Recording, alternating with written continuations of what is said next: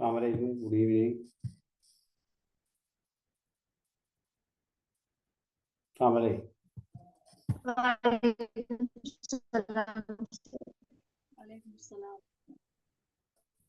பண்ணுவோம் நாங்கள் இந்த கடைசியாக நாங்கள் இதில் முடித்தோம்னு சொல்லுங்க.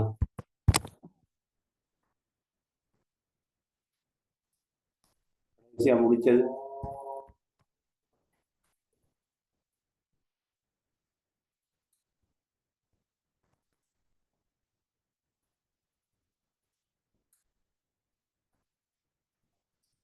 லாஸ்ட்டாக இதில் முடித்தோம்னு சொல்லுங்க ஒருக்கா.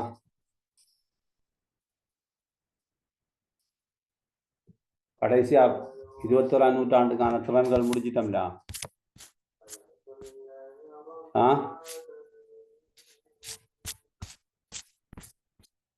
21ஆம் நூற்றாண்டுக்கான திறன்கள் பார்த்தோமா இல்லையா? ஹலோ, நான் கதைக்கிற கேட்குதா?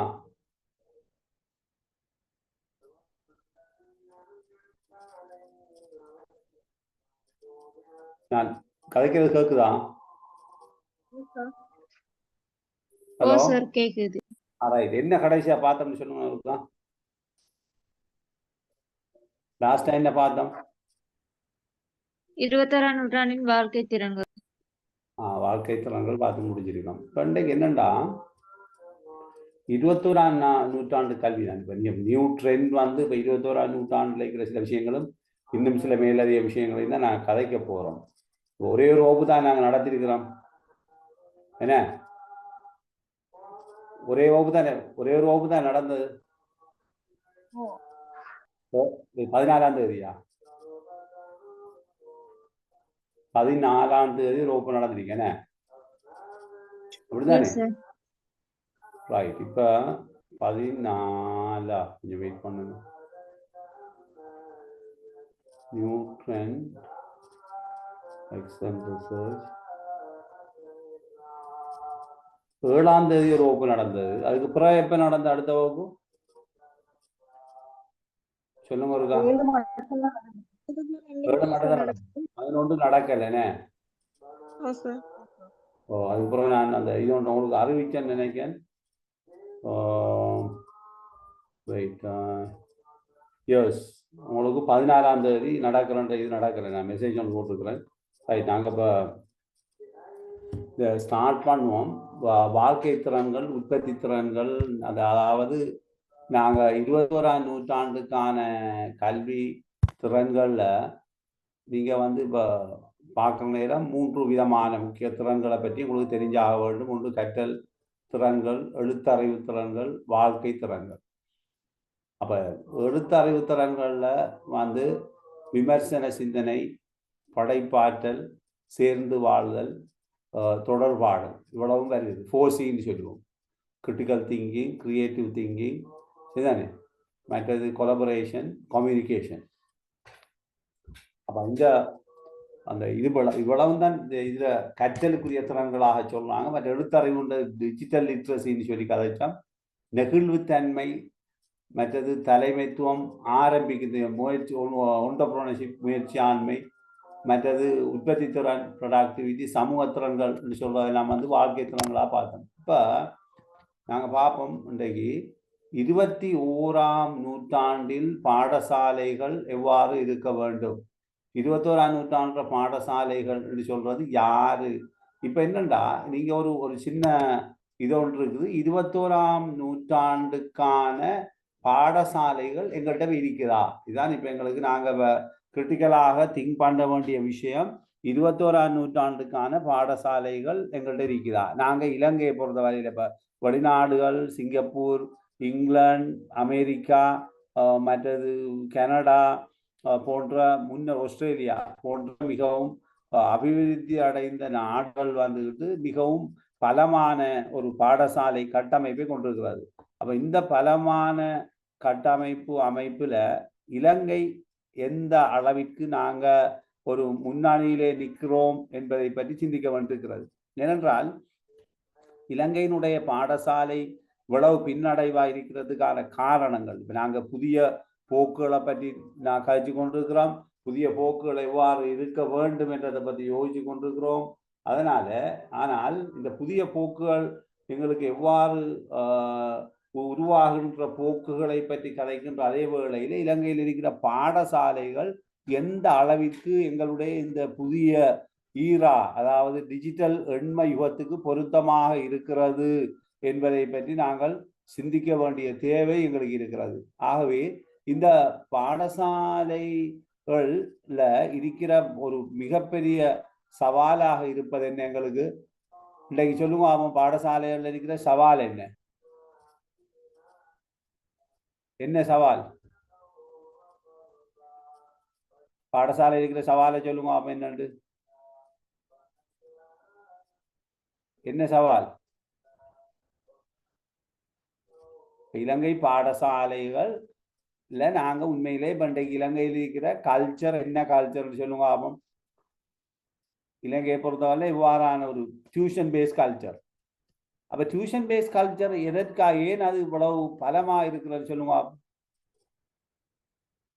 இந்த டியூஷன் பேஸ் கல்ச்சர் ஏன் இப்படி பலமா இருக்கிறது? என்ன காரணத்துக்காக டியூஷன் பேஸ் கல்ச்சர் இவ்வளவு பலம் அடைந்திருக்கிறது சொல்லுங்க.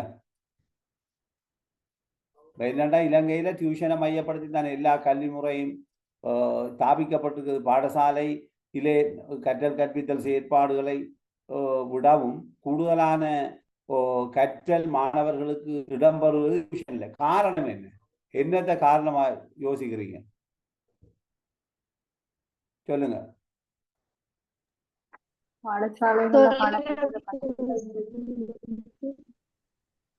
பாடசாலைகள்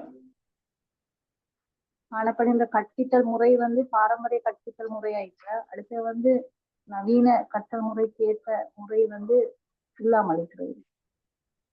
அது எல்லாத்தையும் தாண்டி நீங்க சொன்னது சரி, இதெல்லாம் ஒரு காரணங்களா இருந்தாலும் இந்த பரீட்சை மைய கல்வி என்ன கல்வி முறை எங்களிடத்தில் இருக்கிறது? பரீட்சை மைய கல்வி. நாங்க முழுமையாக ஒரு எழுத்து பரீட்சையை நம்பித்தான் முழுமையான எங்களோட கல்வி முறை தங்கி இருக்கிறதை தவிர மாணவர்களுடைய விசேட திறன்களை இனங்கண்டு அதற்கேற்ப இந்த நாட்டிற்கு பொருத்தமான ஒரு சமுதாயத்தை உருவாக்குறதுக்கான கல்வி முறை எங்கள்கிட்ட அறவே கிடையாது. எங்கள்கிட்ட அறவே கிடையாது இந்த கல்வி முறை. அதான் முதலாவது காரணம். ஏனென்றால் இப்ப மாணவர்களுக்கு என்ன செய்கிறார்கள்? மாணவர்கள் கொடுக்கப்பட்ட புத்தகத்தில் இருக்கின்ற அல்லது பிரிண்ட் பண்ணி கொடுக்கின்ற அல்லது நாங்கள் கூறுகின்ற நோட்ஸுகளை வாசித்து அதை அவ்வாறே மனனம் செய்து அதனை எந்த விதமான ஒரு சிக்கலும் இன்று என்ன செய்கிறாங்கன்னு சொன்னால் என்ன செய்யறாங்க? அப்படியோ பரீட்சையில ஒப்புவித்து புள்ளிகளை பெற்று மாணவர்கள் பாஸ் பண்ணி கொண்டு போறாங்க. அப்ப மாணவர்களுடைய இந்த விசித்திரமான இந்த ஒரே ஒரு விடயம்தான் மாணவர்களிடத்திலே பயன்படுத்தப்படும். ஒரே ஒரு விடயம் என்ன ஒரே ஒரு விடயம் பயன்படுத்தப்படுற? அறிவு. என்றால் மாணவர் ஒரு பிள்ளை ஒரு மனிதனுக்கு அறிவு என்பது பேசிக். பட் அறிவு என்பதை தாண்டி அறிவாற்றல் என்பது அறிவாற்றல் என்பது முக்கியமானது. ஆனால் அந்த அறிவாற்றல்களை சோதிக்க வேண்டுமாக இருந்தால் அதற்குரிய சோதிப்பு களம் வகுப்பறையாக இருக்க வேண்டும். அது டியூஷன் சென்டர் அல்ல. ஆகவே இந்த புதிய போக்குகளை யோசிக்கிற நேரம் மாணவர்களுடைய வித்தியாசமான திறன்களை இனங்கண்டால் மாத்திரம்தான் அந்த மாணவர்களுடைய திறன்கள் வெளிக்கொணரப்பட்டு அதற்கேற்ப அவர்களுக்கு நாங்க வாய்ப்புகளை வழங்க முடியும். ஆனா எங்களுக்கு இப்ப 6 தொடக்கம் 1 தொடக்கம் 5 6 தொடக்கம் 9 10 11 12 13 என நாங்கள் என்ன செய்கின்றோம் என்றால் இந்த எல்லா விடயங்களையும் ஒழுங்குபடுத்தி வகுப்பறையிலே கற்றல் கற்பித்தல் நிகழ்கிறது. அப்ப பரீட்சை மைய கல்வியாக இருப்பதனால மாணவர்கள் என்ன செய்யறாங்கன்னா அப்படி மனனம் செய்து எக்ஸாமில் இப்போ உதாரணமாக 1 தொடக்கம் 5 வரை உள்ள பாடங்கள் தமிழ் மொழி அல்லது சிங்களம் தாய்மொழி, மற்றது கணிதம் அடிப்படை கணிதம், ERA சுற்றாடல் செயற்பாடுகள், அதே போன்று சமயம் கற்பிக்கப்படுகின்றது, ஆங்கிலம் சிங்களம் போன்ற பாடங்களும் கற்பிக்கப்படுகின்றது. இப்போ அங்கால போனுடன் 6 தொடக்கம் 9 வரைக்கும் 13 பாடங்கள், அங்கால 9 பாடங்கள் இருக்கிறது 10 11. திருப்பி மீண்டும் அங்கே 13 12 13ல் எங்களுக்கு தெரியும் ஏ லெவலில் 3 பாடங்களை எடுத்து நாங்கள் ஒவ்வொரு துறைகளை செய்து போகிறோமே தவிர எங்களுடைய உள்ளார்ந்த ஆற்றல்கள் அதில் ஒரு சிறு தொகையினர் என்ன செய்கிறாங்கன்னா ஏதோ ஒரு வகையில் ஏ லெவலில் வெற்றி கண்டு பல்கலைக்கழகம் சென்று அங்கு போகிறார்களே தவிர மீதியானவர்கள் நிலை என்ன என்பது பற்றிய இது எங்கள்கிட்ட இல்லை. விடப்படுகின்ற ஏ லெவல் செய்கின்ற மாணவர்கள வெற்றி ஏ லெவலில் தோற்றுகின்ற மாணவர்கள்ல வெற்றி அடைந்த மாணவர் எத்தனை பேர் பல்கலைக்கழகத்துக்கு? மிக குறைந்த வீதத்தினர் தான் பல்கலைக்கழகத்துக்கு போகிறாங்க. இதை தவிர உங்களுக்கு தெரியும் நிறைய பேர் என்ன செய்யறாங்கன்னு சொன்னா இந்த பல்கலைக்கழகத்துல போய் தன்னுடைய பட்டப்படிப்பை முடித்து கொண்டு என்ன செய்யறாங்க, அவங்க சில துறைகளை தெரிவு செய்யறாங்க. அதுலேயும் இலங்கையில் இருக்கிற பாரிய குறைபாடு தன் துறைக்கு ஏற்ற பட்டங்கள் பட்டப்படிப்புகளுக்கு ஏற்ப துறைகள் வழங்கப்படாமல் தன் திறனுக்கு ஏற்ற நிபுணத்துவத்துக்கு ஏற்ப வழங்கப்படாமல் இவ்வாறான ஒரு சிக்கலான கல்வி முறைமை இருக்கிறது. ஆகவே 21ஆம் நூற்றாண்டுக்கான பாடசாலை முக்கியமாக நாங்கள் கருத்தில் கொள்ள வேண்டிய விடயம் இப்ப மாணவர்கள் 1971ஆம் ஆண்டு இலங்கையிலே ஒரு பெரிய கலவரம் ஏற்பட்டதாக வரலாறு கூறுகிறது. நீங்க படிச்சிருப்பீங்க. சேகுவெரா கலவரம் சொல்வார்கள். இந்த சேகுவெரா கலவரம் என்பது ஏற்பட்டது காரணம் இளைஞர்கள தொழில் வாய்ப்பின்மையும் அவருடைய மனவிரக்தியும் என்பது உங்களுக்கு தெரியும். அதனை அடியொற்றித்தான் 72ஆம் ஆண்டு ஆட்சிக்கு வந்த ஸ்ரீமாவு பண்டாரநாயக்க அவர்களுடைய ஆட்சியில தான் 72ஆம் ஆண்டு யாப்பு எழுதப்பட்டது. இலங்கை ஜனநாயக குடியரசுடைய யாப்பு. இந்த யாப்புல தான் இலங்கையினுடைய தன்னிறை பொருளாதார முறைமை, திறந்த பொருளாதார முறைமை அடிப்படையிலே தான் ஸ்ரீமாவு பண்டாரநாயக்க அவர்கள் பிரதமராக அரசாங்கத்தை பொறுப்பேற்ற போது அவர் என்ன செய்தார், இலங்கையிலே தன்னிறை பொருளாதாரம், அடுத்து க்ளோஸ்ட் எக்கனமி, அதாவது உங்களுக்கு தெரியும் இதில் எக்கனாமிக் படிச்சாக்கலாம் இருக்கிறீங்க, க்ளோஸ்ட் எக்கனமி மூடிய பொருளாதார முறைமை என்று சொல்லுகின்ற போது எந்த விதத்திலும் வெளிநாட்டு இறக்குமதிகளை விட உள்நாட்டு உற்பத்திக்கு முன்னுரிமை அளிக்கப்பட்டு ஏற்றுமதி தான் அங்கே முக்கியத்துவம் வரும். அப்படி தேவையில்லை என்ற உள்நாட்டு உற்பத்தி உள்நாட்டிலே இருக்கின்ற மக்களுக்கு போதுமானதாக இருக்க வேண்டும் என்று மிக கட்டுக்கோப்பான முறையிலே பல தொழிற்சாலைகள் அமைக்கப்பட்டு மிகவும் வளர்ச்சி அடைந்து வந்த காலப்பகுதி தான் அது. ஆனால் இலங்கையிலே அந்த காலப்பகுதியில 72ஆம் ஆண்டு இந்த கைத்தொழில் மயமாக்கம் தேசிய உற்பத்தி என்ற எண்ணக்கருவுடன் சேர்ந்ததாக இலங்கையிலே பாடசாலை முறைமையிலே கலைத்திட்ட மாற்றம் மிக வரவேற்கத்தக்க, இன்றும் நாங்கள் பாராட்டத்தக்க ஒரு கலைத்திட்டமாக அதை கருதுகின்றோம். 72ஆம் ஆண்டு வெளியிடப்பட்ட கலைத்திட்டம் என்றால் அந்த கலைத்திட்டமானது முற்றுமுழுதாக தொழிலை மையமாக கொண்டிருந்தது. வெறும் புத்தக படிப்பு அன்றி கட்டாயமாக ஒவ்வொரு பிள்ளையும் தான் வாழுகின்ற பிரதேசத்தில் இருக்கின்ற ஒரு தொழிலையும் அதே போன்று நாட்டில் இருக்கின்ற ஒரு தொழிலையும் தொழில் முன்னிலை பாடங்கள் என்று கற்று கொள்ள வேண்டிய தேவை முக்கியமாக அங்கு அழுத்தி கூறப்பட்ட ஒரு கலை திட்டமாக இருந்தது. 1977ஆம் ஆண்டு உடனடியாக நாட்டின் எலெக்ஷன் நடந்தது. அந்த தேர்தலிலே யுஎம்பி வெற்றி பெற்று எஸ்எல்எபி ஸ்ரீலங்கா சுதந்திர கட்சி தோல்வி அடைந்தது. ஏனென்றால் சொல்லுங்க, அப்போ காரணம் என்ன? இதில் பொலிட்டிக்கல் எக்கனாமிக் படிச்சாக என்ன காரணம்? ஏன் அந்த தோல்விக்கான காரணம் என்ன? ஏன் 72ஆம் ஆண்டு இந்த மிக சிறப்பான அந்த நாட்டினுடைய பொருளாதார முறைமையும் அதோடு சேர்ந்த கல்வி முறைமையும் வீழ்ச்சி அடைந்தது. அந்த பொருளாதார முறைமை காரணமாகத்தான் இந்த நாடு அபிவிருத்தி அடைந்து வந்தது. ஆனால் 77ஆம் ஆண்டு நடந்த தேர்தலிலே முற்றுமுழுதாக தோல்வியை தழுவியது. ஏன் சொல்லுங்க, என்ன நடந்த 77ஆம் ஆண்டு? இதில் பொலிட்டிக்கல் படித்தாக இருக்கிறீங்க, அடுத்தது அரசியல் பாடம் எடுத்தாக இருப்பீங்க, சொல்லுங்க ஏன், என்ன காரணம்?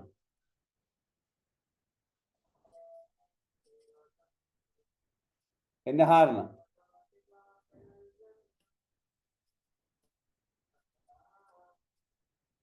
என்ன காரணத்தினால 77ஆம் ஆண்டு அரசியல் மாற்றம் ஏற்பட்டது தெரியுமா? யாராவது பொலிட்டிக்கல் எடுத்தாக இருக்கிறீங்களா? அரசியலை பாடமாக எடுத்து இருக்கிறீங்களா? ஹலோ, கேக்குதா? ஓ சார் பேசுறது விளங்குது. விளங்குதா? அப்ப அரசியலை எடுத்தாக்கள் இருக்கீங்களா? பொருளியல் அரசியல் படித்தார்கள் ஒருவரும் இல்லையா? ஏல அரசியல் ஒரு பாடம் எடுத்தவர்கள் இல்லையா? இல்ல சார். எல்லாரும் பொருளியல் ஒரு எக்கனாமிக் ஒரு ஆள் இருந்ததா ஸ்பெஷல்? ஆறு எக்கனாமிக் செஞ்சால் எக்கனாமிக் ஒரு பாடம் எடுத்த ஆளா அது? ஓ சார். யார் எக்கனாமிக் எடுத்த? அஸ்னாவா? ம். அஸ்னா எக்கனாமிக் எடுத்தீங்க. ஓ. அப்ப அதுல வந்து உங்களுக்கு ஏன் அந்த 77ஆம் ஆண்டு அந்த மாற்றம் ஏற்பட்டது, ஆட்சி மாற்றம்? எக்கனாமிக்ஸ்ல வராது சார் அதுல. ஓ, மக்களுக்கு உணவு கிடைக்கல. ஏனெண்டா அந்த ஒரு இடத்துல இருந்து இன்னொரு இடத்துக்கு அரிசியை கூட கொண்டு போறது கட்டுப்படுத்தப்பட்டிருந்தது, நெல்லை வாங்குறது கட்டுப்படுத்தப்பட்டது, பல ரிஸ்ட்ரிக்ஷன் போடப்பட்டதால் 77ஆம் ஆண்டு திறந்த பொருளாதார முறைமை உருவாக்கப்பட்டது. Open economy. 100% வெளிநாட்டிலிருந்து பொருட்கள் தெரிவிக்கப்பட்டது. இலங்கை உற்பத்திகள் அப்படியோ கீழே டவுன் ஆயிடுச்சு. அதோட சேர்ந்ததாக இலங்கையில் ஏற்பட்ட ஒரு துரதிர்ஷ்டம் யுத்த நிலைமை. கிட்டத்தட்ட 77ஆம் ஆண்டு ஆட்சி மாற்றத்தின் பின்னர் 80ல் தொடங்கின யுத்தம் கிட்டத்தட்ட 80லேயே ஸ்டார்ட் ஆயிடுச்சு. 83ல் உக்கிரம் அடைஞ்ச யுத்தம் கடைசியில் நீண்ட காலமாக 30 வருட காலமாக இலங்கையிலே மிகவும் ஒரு பாரிய தாக்கத்தை செலுத்தியது. அது அப்படியோ தொடர்ந்து பிறகு எங்களோட அரசியல் கொள்கைகள் பூட்கைகள் மாற்றத்தை ஏற்படுத்தியது. ஆகவே ஒரு 21ஆம் நூற்றாண்டினுடைய பாடசாலைகள் மிகவும் பலம் வாய்ந்ததாக மாற்றப்பட வேண்டும். அப்ப பாடசாலைகள் பலமானதாக இருக்க வேண்டுமாக இருந்தால் மிக சிறப்பான தன்னம்பிக்கையுடைய மிகவும் தலைமைத்துவ பாங்குகளை கொண்ட ஒரு ஆசிரியர்கள், தலைவர் இருக்க வேண்டும் பாடசாலை, அதாவது அதிபர். அதே போன்று ஆசிரியர்கள் 21ஆம் நூற்றாண்டுக்கு பொருத்தமான திறன்களை கொண்ட ஆசிரியர் இருக்க வேண்டும். அந்த பாடசாலையில் கற்பிக்கப்படுகின்ற முறைகள் புதிய போக்கை, தழுவிய போக்கை கொண்டதாக மாற்றப்பட வேண்டும். மிகவும் புத்தாக்க செயற்பாடு நடைபெறுகின்ற, கண்டுபிடிப்புகள் இடம்பெறுகின்ற, புதிய விடயங்களை கண்டுபிடிக்கின்ற ஒரு இடமாக பாடசாலையில் மாற்றப்படும். உங்களுக்கு தெரியும், உலகத்துல 1950களில் இரு நாடுகள்ல பலத்த போட்டி நிலவியது. எதுல? நான் பெரியவனா நீ பெரியவனா? எந்த நாடுகள்? 2 நாடுகளுக்கிடையே மிக பலமான போட்டி நிலவியது. என்னென்ன நாடுகள்? பொது அறிவிக்கு தான் நீங்களாம் அநேகமா சயின்ஸ் ஆக்கள் இருக்கிறீங்களா? அதுல ருஸ்னியா என்ன பாடம் நீங்க சொன்னீங்க? நான் எழுதி வச்சுக்கிறேன், கொண்டாடல. இது அஸ்னா எக்கனாமிக். ரீமா என்ன பாடம்? ரீமா என்ன பாடம் நீங்க? நான் பிரைமரி சார். ருஸ்னியா இல்ல, ஆர்ட்ஸ். இதுல என்ன செய்த நீங்க? ஏ level Tamil, Islamic civilisation, political science. Political science செய்தாலும் இல்லைன்னு சொன்னீங்களா? இப்ப நான் கேட்கேன். இருந்தீங்களா? டிகிரில செஞ்ச இப்ப பாடம் செய்யறல.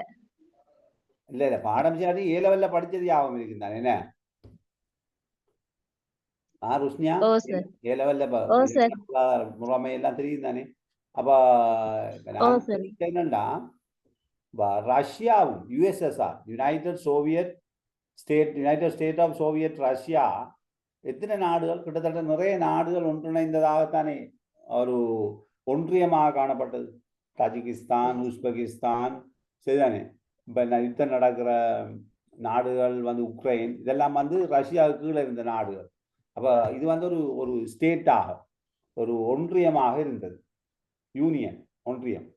அந்த வேளையில தான் அமெரிக்காவும் மிகவும் வளர்ச்சி அடைந்து வந்த காலத்தில் தான் விண்வெளி ஆய்வில் ரஷ்யா முன்னணியில் திகழ்ந்து 1957ஆம் ஆண்டு ஸ்புட்னிக் 1 எனப்படுகின்ற ஒரு சேட்டலைட்டை விண்வெளிக்கு அனுப்புகிறது.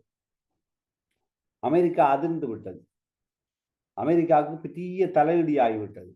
அப்போ அமெரிக்கா உடனே என்ன செய்ததுன்னா, ப்ரூனர் எனப்படுகின்றவரை கூப்பிட்டு சொன்னது, நீங்கள் இதில் பிரச்சனை என்னென்று ஆராயுங்க, ஏன் எங்களால் இப்போ ரஷ்யா அனுப்பின மாதிரி விண்வெளி ஆய்வில் நாங்கள் பின்னடைவாக இருக்கிறோம் என்பதை பற்றி நாங்கள் தேடி ஆய வேண்டும் என்று சொல்லி சொன்னாங்க. அப்போ அதன் அடிப்படையில் பார்க்குற நேரம் பிறகு உடனடியாக பாடசாலை கல்வி முறைமை மாற்றப்பட வேண்டும். ஏனென்றால் பள்ளிக்கூடங்களில் வெறும் புத்தகத்தை கற்பிக்கிறார்கள் என்ற முடிவு அவர் சொன்னார் ப்ரூனர். உடனடியாக அதிலிருந்து பிராக்டிக்கல் மூலமாக கற்பிக்கப்பட வேண்டும் சொல்லி மிக விரைவான வெகுவான பாரிய மாற்றம் ஒன்று ஏற்பட்டு 1969ஆம் ஆண்டு சந்திரனுக்கு போறதுக்கு கூட அவர்கள் போனதாக வரலாறு கூறுகிறது. அடுத்தது நாசாவை நிறுவினார்கள். மிக மிக வேகமான ஒரு வளர்ச்சி பாடசாலை முறைமையில் ஏற்பட்ட கற்றல் கற்பித்தல் முறைமையில் ஏற்பட்ட மாற்றம்தான் அவருடைய அமெரிக்காவை முன்னேற்றியதாக வரலாறு கூறுவது வாய்ச்சி பார்க்கலாம். ஆகவே அதன் அடிப்படையில் தான் மிக பலமான ஒரு ஸ்கூல் பாடசாலை கட்டமைப்பு ஒன்று இருந்தால்தான் நாங்கள் எங்களுடைய இந்த கல்வி முன்னேற்றத்தை உருவாக்கலாம். இலங்கையில் இருக்கிற பிரச்சனை, நாங்கள் தொழில் கொடுக்கறதுக்காக ஆசிரியர்களுக்கு ஏதோ ஒரு ஜொப்பை கொடுத்து வச்சுக்கிறதுக்காக தான் ஆசிரியர் தொழில் வழங்கப்பட்டிருக்கிறது. உண்மையாக கூற போனால் யதார்த்தபூர்வமாக எல்லோருடைய சிந்தனையும் எங்களுக்கு சம்பளம் அதிகரிக்கப்பட வேண்டும். மனச்சாட்சியை வச்சு சொல்லுங்க. நீங்கள் டீச்சர்ஸ் உங்களோட கருத்துக்களை கொஞ்சம் கேட்போம். இல்லை 21ஆம் நூற்றாண்டு கல்வி புதிய போக்குகள் பற்றி நாங்கள் கதைக்கக்குள்ள இப்போ உங்களோட நோக்கம் எங்களோட பொதுவாக இலங்கை நாட்டில் வாழ்கிற பாடசாலைகளில் கற்பிக்கிற ஆசிரியர்களில் பொதுவான நோக்கம் என்ன? எதற்காக தொழிற்சங்கங்கள் பாடுபடுகின்றன? தொழிற்சங்க போராட்டங்கள் இதுவரை எதற்காக நடந்திருக்கிறது? மனதை திறந்து சொல்லுங்க. சம்பள உயர்வுக்காக. நாம சும்மா சொல்லும் ஸ்டாலின் ஆறாக இருக்கட்டும், இல்லை எங்கட சேவையாக இருக்கட்டும், நானும் அது அன்றைக்கும் பேசி கொண்டிருந்த விடயம் என்னண்டா, எல்லாரும் நீங்க சலரிய கதைக்கிறீங்க, உங்களோட பர்சனலாக உங்களோட வெஹிக்கிள் பெர்மிட் நின்றத்தை கதைக்கிறீங்க, உங்களுக்கு அந்த அலவன்ஸ் தரல இந்த அலவன்ஸ் தரலன்னு சொல்றீங்க. ஆனால் ஒரு முழுமையான நாட்டில் அபிவிருத்தி ஏற்பட வேண்டும், தலை சிறந்த ஒரு முறைமை உருவாக்கப்பட வேண்டும், அதனூடாக எங்களோட சம்பளம் லட்சக்கணக்கில் அதிகரிக்க வேண்டும், நாங்கள் வாகனம் எடுக்கணும், நிம்மதியாக வாழணும் என்று சிந்திக்கின்ற மக்கள் எங்களோட நாட்டில் இல்லை. இப்போ எங்களோட ஆட்கள் குறுகிய சிந்தனை மனப்பாங்கில் வளர்க்கப்பட்டவர்கள். எங்களுடைய கல்வி முறைமை எங்களை இண்டிவிஜுவலிசம் எனப்படுகின்ற ஒரு நாட்டை முன்னேற்றுகின்ற, நாட்டை எதிர்காலத்தில் ஒரு வளமான ஒரு தலை சிறந்த உலகிலேயே பேர் சொல்லக்கூடிய ஒரு நாடாக மாற்ற வேணும் என்கின்ற நிலைமை இல்லை. ஆனால் ஏதோ ஒரு வகையிலே தற்போது இந்த வந்திருக்கின்ற அரசாங்கத்தினுடைய சில நடவடிக்கைகள் இந்த நாட்டில் பாரிய மாற்றத்தை ஏற்படுத்த வேண்டும் என்பதற்கான சில முயற்சிகள் மேற்கொள்வதாக தெரிகிறது. என்னை பொறுத்த வரைக்கும் நான் இந்த அரசியலுக்கும் எனக்கும் பெரிய ஒரு உடன்பாடு இல்லாத ஒரு மனிதர். இந்த கட்சி சார்ந்த அரசியலையோ இதையோ ஆதரித்து நான் எந்த நாளும் என்னுடைய லைஃப்பில் நான் அப்படி ஒரு பக்கச்சார்பாக போனது கிடையாது, இருந்தது கிடையாது. ஆனால் ஒரு மாற்றம் வேண்டும் என்பதை நான் பிரார்த்தித்து கொண்டிருந்தேன். என்னுடைய வாழ்க்கையில் என்னுடைய முழு நீண்ட பிரார்த்தனை ஒன்று இருந்தது, நாட்டில் மாற்றம் பெற வேண்டும். பட் இப்போ இருக்கிற அந்த பாடசாலை முறைமை 21ஆம் நூற்றாண்டுக்கு பொருத்தமான ஒரு பாடசாலையை உருவாக்க வேண்டும் என்ற நோக்கில் செயற்பட்டு கொண்டிருக்கிறார்கள். ஆனால் அவர்கள் நினைப்பதை போன்று அவர்களுக்கு தெரியும். இது ஒரு நாங்கள் கிட்டத்தட்ட பிரதமரை சந்தித்திருந்தோம். ஒரு சின்ன டிஸ்கஷனுக்கு போன இடத்துல அவர் சில கருத்துக்களை எங்களுக்கு கூறினார். என்னென்றால், இப்போ நீங்கள் சொல்கிற விடயங்கள் எல்லாம் உண்மைதான். இப்போ என்னென்னா, நாங்கள் போன இந்த கல்வி கல்லூரிகளை பல்கலைக்கழகங்கள் ஆக்குவதற்கான ஒரு கேபினட் பேப்பர் போடப்பட்டு அது அட்டர்னி ஜெனரல் டிபார்ட்மெண்ட்டுக்கு போய் அப்படியெல்லாம் சுற்றிட்டு வந்தது. அது சம்பந்தமாக பேசிய போது நாங்கள் ஒருபோதும் கல்வி கல்லூரிகளை இப்போது உள்ள நிலைமையில் உடனடியாக ஒரு பட்டம் வழங்கும் நிறுவனமாக மாற்ற மாட்டோம். ஏனென்றால் அங்கிருக்கின்ற வளங்கள் அதிகரிக்கப்பட்டு ஒரு நிலை உருவாக்கப்பட்ட பின்னர், ஒரு அடித்தளம் போடப்பட்ட பின்னர் தான் அது பற்றி சிந்தித்து நாங்கள் உடனடியாக ஆக்குவோம் நிச்சயமாக. ஆனால் இப்போ சொன்னோம். அப்போ அது மாதிரி தான் இந்த பாடசாலைகளை நாளை ஆரம்பித்து 26ஆம் ஆண்டு ஜனவரியிலிருந்து முற்றுமுழுதாக அதிநவீனமயமாக்கப்பட்ட 21ஆம் நூற்றாண்டுக்கு பொருத்தமான ஒரு பாடசாலையாக நாங்கள் எல்லா பாடசாலையும் உடனடியாக மெஜிக் மாறி மாயாஜாலமாக மாற்றி விடுவோம் என்று யாராலும் கூற முடியாது. ஆனால் நாங்கள் எப்போதும் 21ஆம் நூற்றாண்டு பாடசாலைகளை சிந்திக்கின்ற போது மிக குறுகிய கால மற்றும் நீண்ட கால உபாயங்களை திட்டமிட்டு அதன் ஊடாக இந்த பாடசாலைகள் மாற்றி அமைக்கப்பட வேண்டும். இப்ப பாடசாலையில் இருக்கிற முக்கியமான பிரச்சனை என்னன்னு சொல்லுங்க. மிக முக்கியமான ஒரு பிரச்சனை இனம் காணப்பட்டிருக்கிறது. என்ன பிரச்சனை? சரி, இன்னொரு உதவி செய்யலாம். 2 வளங்கள் தொடர்பான பிரச்சனை எங்களுக்கு இருக்கிறது. என்ன வளங்கள்? என்னென்ன வளங்கள்?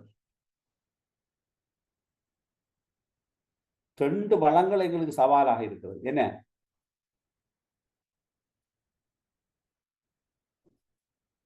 என்ன வளம்? ஒன்று சார் மனித வளம், மற்றது பௌதிக வளம். Very good. என்னன்னா மனித வளத்தை யோசிக்கின்ற போது நாங்க எங்க ஃபெயிலியர் ஆயிருக்கோம்டா, இலங்கையை பொறுத்தவரை எங்க ஃபெயிலியர் ஆயிருக்கோம் என்றால் மனித வளத்தை முறையாக தெரிவு செய்ய வேண்டும். நீங்க இதுல எல்லாரும் கிராஜுவேட் டிகிரி முடித்தவர்கள் படித்திருப்பீர்கள். முதல் ஒரு மனித வளம் ஹியூமன் ரிசோர்ஸ் என்று சொல்லுகின்ற போது பொருத்தமான திறமை உடையவர்களை பொருத்தமான துறைக்கு தெரிவு செய்ய வேண்டும். பொருத்தமான திறமை கொண்டவர்களை. 2வது ஸ்டெப், அவர்களை முறையாக அந்த துறை சார்ந்த விடயங்களுக்கு பயிற்றுவிக்க வேண்டும். 3வது விடயம், அவர்களுக்கு உரிய இடங்களை, பயிற்றுவிக்கப்பட்ட பயிற்சி பெற்ற துறைகளிலே அவர்களுக்கு உரிய இடங்களை, நாட்டில் தொழில் வாய்ப்புகளை வழங்கி கணிசமான வசதி வாய்ப்புகளை கொடுக்க வேண்டும். இது நான் சும்மா ஒரு சொல்ற ஒரு தத்துவார்த்த ரீதியான கருத்து. இதை நீங்க ஏற்றுக்கொள்றீங்களா? இதை ஏற்றுக்கொள்றீங்களா? இந்த கருத்தை ஏற்றுக்கொள்றீங்களா? மற்றாக்களும் கதை என்னன்னா, எனக்கு இருக்கிற பிரச்சனை நீங்க கதைக்கணுங்கிறத இந்த எதிர்பார்ப்பு இல்லை. ஆனால் நீங்க உயிர்ப்பாக கற்றல்ல ஈடுபடுறீங்கிறதுக்கு நீங்க 2 பேர் கதைக்கிறதுனால் இதை சாத்தியமாகும். இல்லாட்டி ஆன்லைன் உங்களுக்கும் பிரயோஜனம் இல்லை, எனக்கு தெரியாது. நான் சும்மா கதைச்சி நேரடியாக பார்த்து கற்பிக்கிறேன்னா வீடியோ ஆன் பண்ணி கதைக்கிறேன்னா அவன் நேரடியாக கதைக்கிற மாதிரி ஒரு கொலபரேட்டிவ் லேர்னிங்கு போகலாம். பட் இது அன்ஃபார்ச்சுனேட்லி அந்த ஒரு வேலையை செய்யலாம் இருக்குது. பட் அது எதிர்காலத்தில் நான் அவங்களுக்கு சொல்ல போகிற விஷயம், ஒரு நல்ல ஒரு இதோட போட்டு இவங்களை வீடியோ ஆன் பண்ணி, அப்போ நாங்களும் ஒரு பெரிய ஸ்க்ரீனில் பார்க்கக்கூடியதாக நாங்களும் செட் பண்ணி கொள்வோம். அப்போ பார்த்து வீடியோ ஆன் பண்ணி தான் இது கதைச்சா தான் இது ஒரு இஃபெக்டிவாக இருக்குங்கிற ஒரு சஜஷனை நான் கொடுக்க போகிறேன். என்னென்னா இது உங்களோட வினைத்திறன் இல்லாமல் போகுது, உங்களோட கதை இல்லாததால். ஓகே, அப்போ நாங்கள் இந்த பாடசாலைகளை ஒரு கற்றல் சூழலுக்கு ஏற்றவாறு மாற்றத்துக்கு உள்ளாக்க வேண்டும். சரிதானே? அப்போ நாங்கள் முற்றுமுழுதாக இந்த சூழல் மாற்றி அமைக்கப்பட வேண்டும். அங்கு பாடசாலையில் இருக்கிற முதலாவது சொன்னேன் மனித வளத்தை சரியாக தெரிவு செய்தல், உரிய முறைப்படி அவர்களை பல்கலைக்கழகங்கள் வேறு வேறு பயிற்சிகளினூடாக அவர்களை தயார்படுத்துதல், உரிய தொழிலை வழங்கி அவர்களுக்கு முறையான வசதி வாய்ப்புகளையும் சம்பளத்தையும் வழங்க வேண்டும். அப்போதுதான் அது உண்மையிலேயே என்ன நடக்கும், ஒரு வினைத்திறனான நிலைமைக்கு உட்படும். இது 1 2. அப்ப ஹியூமன் ரிசோர்ஸ். ஆனால் இலங்கையிலே ஆட்சேப்பு நடைமுறைகள் வினைத்திறனானது என்று கருதுங்களா நீங்க யாராவது? சரி, இப்ப நான் ஒரு கேள்வி கேட்க போறேன் உங்கள்ட்ட, அதை பார்ப்போம். அஸ்னா, ஒரு ஆளும் டக்கு பதில் சொல்லுங்க. அஸ்னா, நீங்க A லெவல் படிக்கிற போது நான் டீச்சர் ஆகணும்ன்ற நோக்கத்துல படிச்சீங்களா? ஸ்கூல்ல இருக்கிற போது அல்ல A லெவல் படிக்கிற போது? அதாவது எப்ப உங்களோட டீச்சர் ஆகணும்ன்ற எம்பிஷன் வந்துச்சு? கிரேட் 5ல இருக்கிற நேரமே கிரேட் 5ல. அப்ப உங்களுக்கு ஆசை டீச்சர் ஆகணும். அப்ப நான் உங்களுக்கு ஒரு பட்டம் ஒன்று வழங்கலாமா? அப்படி வழங்கியிருக்கேன். வழங்கலாம். நான் என்னடா நீங்க ஒரிஜினல் டீச்சர். என்னடா உண்மையாகவே நான் சொல்றேன், சீரியஸா சொல்றேன். உங்களுக்கு கிரேட் 5ல டீச்சர் ஆகணுன்ற ஆசை வந்தா உண்மையான டீச்சர் நீங்க. அப்படி ஒரு ஆசை வந்திருந்தா ஏன் சொல்லுங்க, ஏன் அந்த ஆசை வந்தது? சின்ன சின்ன இந்த பர்சனல் விஷயங்கள் இருந்துச்சு. என்னன்னு சொன்னா, ஸ்கூல்ல இந்த கிரேட் 5 போல ஸ்கூல்ல திருச்சி ஒரு பாக்குற டீச்சர்ஸ்ல ஒரு அமைப்பு இருந்துச்சு. என்னோட ஸ்கூல், நாங்க படிக்கிற காலம் என்னோட ஸ்கூல்ல. அப்ப நான் நினைச்சேன், நான் டீச்சர் ஆனா இந்த பிள்ளைகளை நான் அப்படி சமமா நடத்தணும்ன்ற அந்த ஒரு நோக்கம் எனக்குள்ள இருந்துச்சு. இப்படி பிள்ளைகளை பார்க்கப்படாதுன்னு சொல்லி ஒரு எண்ணம் எனக்குள்ள ஏற்படுச்சு.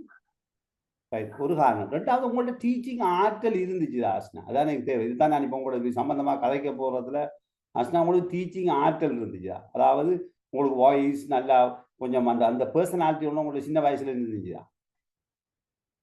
ஓ சார், எங்களோட ஃபேமிலி பேக்ரவுண்ட் வந்து கவர்மெண்ட் சேவை கூட, அதனால அந்த பார்த்து படிக்கிற இது இருந்துச்சு எனக்கு.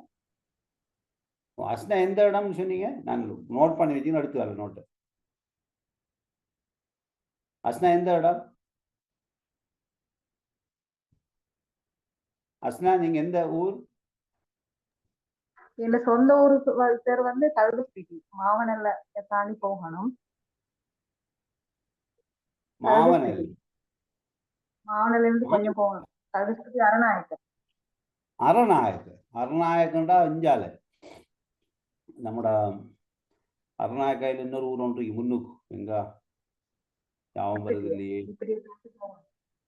இல்ல அரணாயக்காயில் முன்னுக்கு ஒரு ஊர். திப்பிட்டியை தாண்டி போகணும். திப்பிட்டியை தாண்டி போகணும். தெரியும் எனக்கு தெரியும். I know. நான் இனி அந்த கண்டி வசிச்ச அந்த பிரதேசம் தான் உங்களோட ஏரியாவில் நான் 10 இயர்ஸ் லைஃப். ஓகே. உங்களோட திப்பிட்டியோ லிங்குல எல்லாம் இங்குல எல்லா ஏரியா இங்குல அந்த ஏரியா முழுக்க அடிபட்ட இடம் தான் மாவன் எல்லாம் ஏமாத்துக்காம. ஓகே, இப்போ உங்களோட இது எங்க கேகாலில். சரி, ஓகே இருக்கட்டும். ருஷ்னியா சொல்லுங்க. உங்களோட இது தேவையான விஷயம் தான் இது. ருஷ்னியா சொல்லுங்க, உங்களுக்கு என்ன ஆசை இருந்தது? குயிக்கா சொல்லணும். ருஷ்னியா, ஃபாத்திமா ருஷ்னியா இருக்கிறீங்களா? ஃபாத்திமா ருஷ்னியா. ஓ சார். நீங்க உங்களுக்கு என்ன ஆசை இருந்தது ஏ லெவல் படிக்கக்குள்ள? டீச்சர் ஆகணும்னு ஆசை இருந்துச்சு சார் ஏ லெவல் படிக்கல. நீங்க டீச்சர் ஆகணும்னே தான் உங்களோட எம்பிஷன்? ஓ sir. Oh right, okay, very good. Begum, Rushniya சொல்லுங்க, என்ன பாடம் கூட சொன்னீங்க? என்ன sir? Political science, Islamic civilization, Tamil. இப்போ பிரைமரி டீச்சர் ஆகிக்கிறீங்க? ஓ, இப்போ பிரைமரி டீச்சர். என்ஜாய் பண்றீங்களா? விருப்பமா உங்களுக்கு பிரைமரி டீச்சிங்? ஓ சார், செய்றேன். இல்ல உங்களுக்கு பிரைமரி டீச்சர் ஆகணும்னு விரும்புறீங்க? நான் கேட்குற முக்கியமான கேள்வி என்ன அதை பத்தி டிஸ்கஸ் பண்ண போறேன். நீங்க பிரைமரி டீச்சர் ஆகணும்னு விரும்பினீங்களா? இல்ல சார். இல்ல, ரைட். அதான் முக்கியமான மாதிரி நோட் பண்ணிக்கொள்ளுங்க. நான் பிரைமரி டீச்சர் ஆக விரும்பவில்லை, ஆனால் டீச்சர் ஆக விரும்பினேன், அவ்வளவுதான். ஓ ரைட். பாருங்க, அந்த நடந்த பிழை இப்ப இந்த பாயிண்ட்ல வச்சு யோசிக்கிற நேரம் உங்களை பிழையாக இலங்கை அரசாங்கம் தெரிவு செய்திருக்கிறது. ஏற்றுக்கொள்ளுங்களா? ஓ சார். ஓ சார். உங்களோட ஆசை ஏ லெவலுக்கு படிப்பீங்க? ஓ சார், என்ன பொலிட்டிக்கல் சயின்ஸ் சப்ஜெக்ட் தான் இன்ட்ரெஸ்ட் ஆகிந்த. ஏ லெவல் பொலிட்டிக்கல் சயின்ஸ் செய்யணும்னு தான் நான் இன்ட்ரெஸ்ட் ஆகிந்து. இப்ப பாருங்க, நாட்டுல நடந்த சம்பவத்தை. நீங்க ஒரு டீச்சராக உங்களோட குரல் வள நான் இப்ப பாக்குறதுல எனக்கு சும்மா உங்களை நேரடியாக நான் கண்டது இல்லை. எந்த இடம் நீங்க? நான் மாவனல்ல சார். எல்லாரும் மாவனல்ல ஆக்கள் தான் அநேகமா. Okay, right. மாவனல்லையில நம்மளோட ஸ்டூடெண்ட்ஸ் இருக்கிறாங்க, இத்தனை நூற்றுக்கணக்கான ஆக்கள் நிறைய பேர் இருக்கிறாங்க. பர்டிகுலரில் படிச்சாக்கள் இருக்கிறாங்க, இங்கே அட்டாளஞ்சனில் படிச்சாக்கள் இருக்கிறாங்க, இப்போ படித்து கொண்டு ஆக்கள் இருக்கிறாங்க. ஓகே, மாவனில் பெரிய ஒரு பிளேஸ் கிட்டத்துலேயும் ஒரு ஆள் படிச்சுட்டு போனார், ஏமாத்துக்காம மசாரி இருந்து. சரி, நிறைய பேர் இருக்கிறாங்க. Okay, fine. அப்போ இப்போ இது இன்னொரு மைனஸ் பாயிண்ட், இதை நோட் பண்ணிக்கொள்ளுங்க. பேகம், HFD பேகம், என்ன சொல்லுங்க, குயிக்கா சொல்லுங்க. சார், என்ன பாடம் நீங்க படிப்பீங்க? நாங்க வந்து டிஓ சார். அதான் டிஓவா இருக்கிறீங்க. உங்களோட என்ன எம்பிஷனா இருந்துச்சு? டீச்சர் ஆசிரியர் தொழில் தான் எம்பிஷனா இருந்தது. ஆனா கிடைச்சது டிஓ. கிடைச்சது டிஓ. என்னடா நீ பொழப்புக்கு ஆயுதம் சேர்த்தானே வேணும் பேகம். ஓ சார். வாழ்வாதாரம். அப்ப தொழில் இல்ல, வாழ்வாதாரம், தப்பி பிழைத்தல், சாப்பிட்டு உயிர் வாழ்றதுக்காக தொழில் செய்றீங்க. உண்மையை சொல்றேன், ஏற்றுக்கொள்றீங்களா? ஓ சார். எந்த இடம் பேகம்? நாங்க குருநாகல் சார். கல்காமுவா குருநாகல். ஓகே, எந்த ஏரியாக்குள்ள வருது அது? கொஞ்சம் பாருங்க. தல்காஸ்பிட்டிய அங்கால மாவட்டக்காம எந்த ஏரியாக்குள்ள வருது? இது Anuradhapura border, Kurunegala last border Anuradhapura. Okay, அங்கால நொச்சியாகாம அனுராதபுர அந்த உங்களோட borderக்குள்ள வருது. ஓ சார். ரைட். நான் NC நார்த் சென்ட்ரலுக்கு பக்கத்துல வயம்ப உங்களோட border. ஓ சார். வயம்ப border. வயம்ப பலாத்தே borderல இருக்கிறீங்க. Okay good. Very good. அப்ப என்ன பாடம் நீங்க சொன்னீங்க பேகம்? டிஓ இல்ல டிஓ இருந்து டிஓவாவே இருக்கிறீங்களா படிப்பிக்கிறீங்களா? ஆரம்பத்துல ஐடி படிப்பிச்சேன் சார். இப்ப டிஓ அந்த ஆசிரியர் இது வந்ததுக்கு பிறகு டிஓவாவே தான் இருக்கிறேன். Right okay. இப்போ அது பிரச்சனையா போயிட்டு. ஓகே இர்ஃபானா சொல்லுங்க, கொஞ்சம் விரைவா சொல்லுங்க இர்ஃபானா.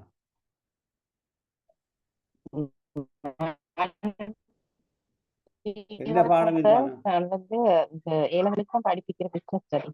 பிசினஸ் என்ன ஸ்டடி பிபிஏ படிக்கிறீங்க? டிகிரி. விளங்கல. Business studies. Business studies. பிபிஏன்னு சொன்னீங்க. ஓகே என்ன பாடம் படிப்பிக்கிறீங்க இப்ப? Business studies sir. ஏழுக்கா? ஓ நீங்க டீச்சர் ஆகணும்டா படிச்சீங்க?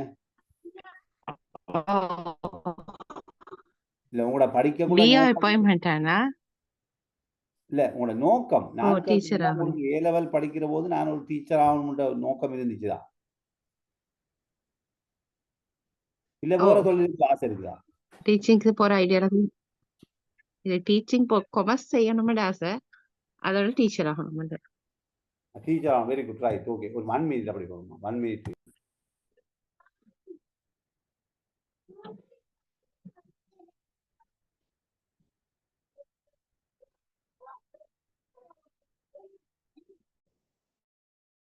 ரைட். அப்ப அதுல இப்ப நீங்க டீச்சர் ஆகணும்னு படிச்சீங்க. ஓகே அது ஒரு பக்கம். அடுத்ததை பாருங்க. ஓகே சஃப்ரியா சொல்லுங்க. சஃப்ரியா ஓ சார். நீங்க என்ன செய்றீங்க? நான் டீச்சிங் தான் சார். எங்க என்ன பாடம்? இஸ்லாம் ஐசியு. இஸ்லாம் ஐசி. நீங்க உங்களோட நோக்கம் என்னவா இருந்துச்சு? நோக்கம் வந்து சார் டீச்சிங் எடுக்கிற ஐடியா ஈக்கல்ல. அது எதேச்சியா எக்ஸாம் கோல் பண்ணி நான் இந்த இது போட்டு எதேச்சியா கிடைச்சதுதான் சார். எந்த ஊர் சஃப்ரியா? மாத்தரை. எங்க? மாத்தரை. மாத்தரை எங்கன்னு சொன்னீங்க? மாத்தரை டவுன்ல சார். மாத்தரை டவுன். ஓகே இர்ஃபானா எங்கன்னு சொன்ன? இர்ஃபானா சொல்லுங்க. ஒரு இடம் கேக்குறேன். ஓ ஊர் எந்த ஊர் நீங்க? கண்டி. கண்டி எங்க? கண்டி எங்க? கண்டி தெய்யாங்க சார். தெய்யாங்கன்னு சொன்னீங்க. முருத்தலா. ஓகே அப்படி சொன்னேன். எனக்கு நான் எழுதி வச்சுக்கலாம். இதை கொண்டு வரல. Right okay. இப்ப மற்றது நிஃப்ரா சொல்லுங்க. சார் என்ன உங்களோட ஆம்பிஷன்? எந்த இடம் நீங்க? நான் குருநாங்க நிக்க வரட்டிய சொன்னீங்க. அந்த ஓகே எழுதி வச்சுக்கிறேன். அப்ப என்ன பாடம் சொன்னீங்க? நான் எக்கனாமிக் ஸ்பெஷல். நீங்க டீச்சரா எக்கனாமிக் ஸ்பெஷல் செஞ்ச? இல்ல சார், நான் இன்லேண்ட் ரெவென்யூ டிபார்ட்மெண்ட்ல அந்த மாதிரி ஒரு ஜாப் தான் எதிர்பார்த்தேன்.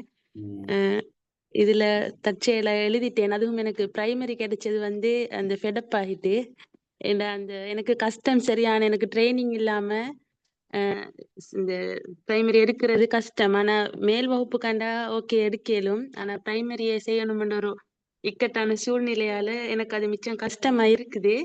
அந்த ஆனாலும் மேனேஜ் பண்ணி சீனியர் டீச்சர்ஸ் மாதிரி அட்வைஸோட நான் செஞ்சு கொண்டு போறேன்.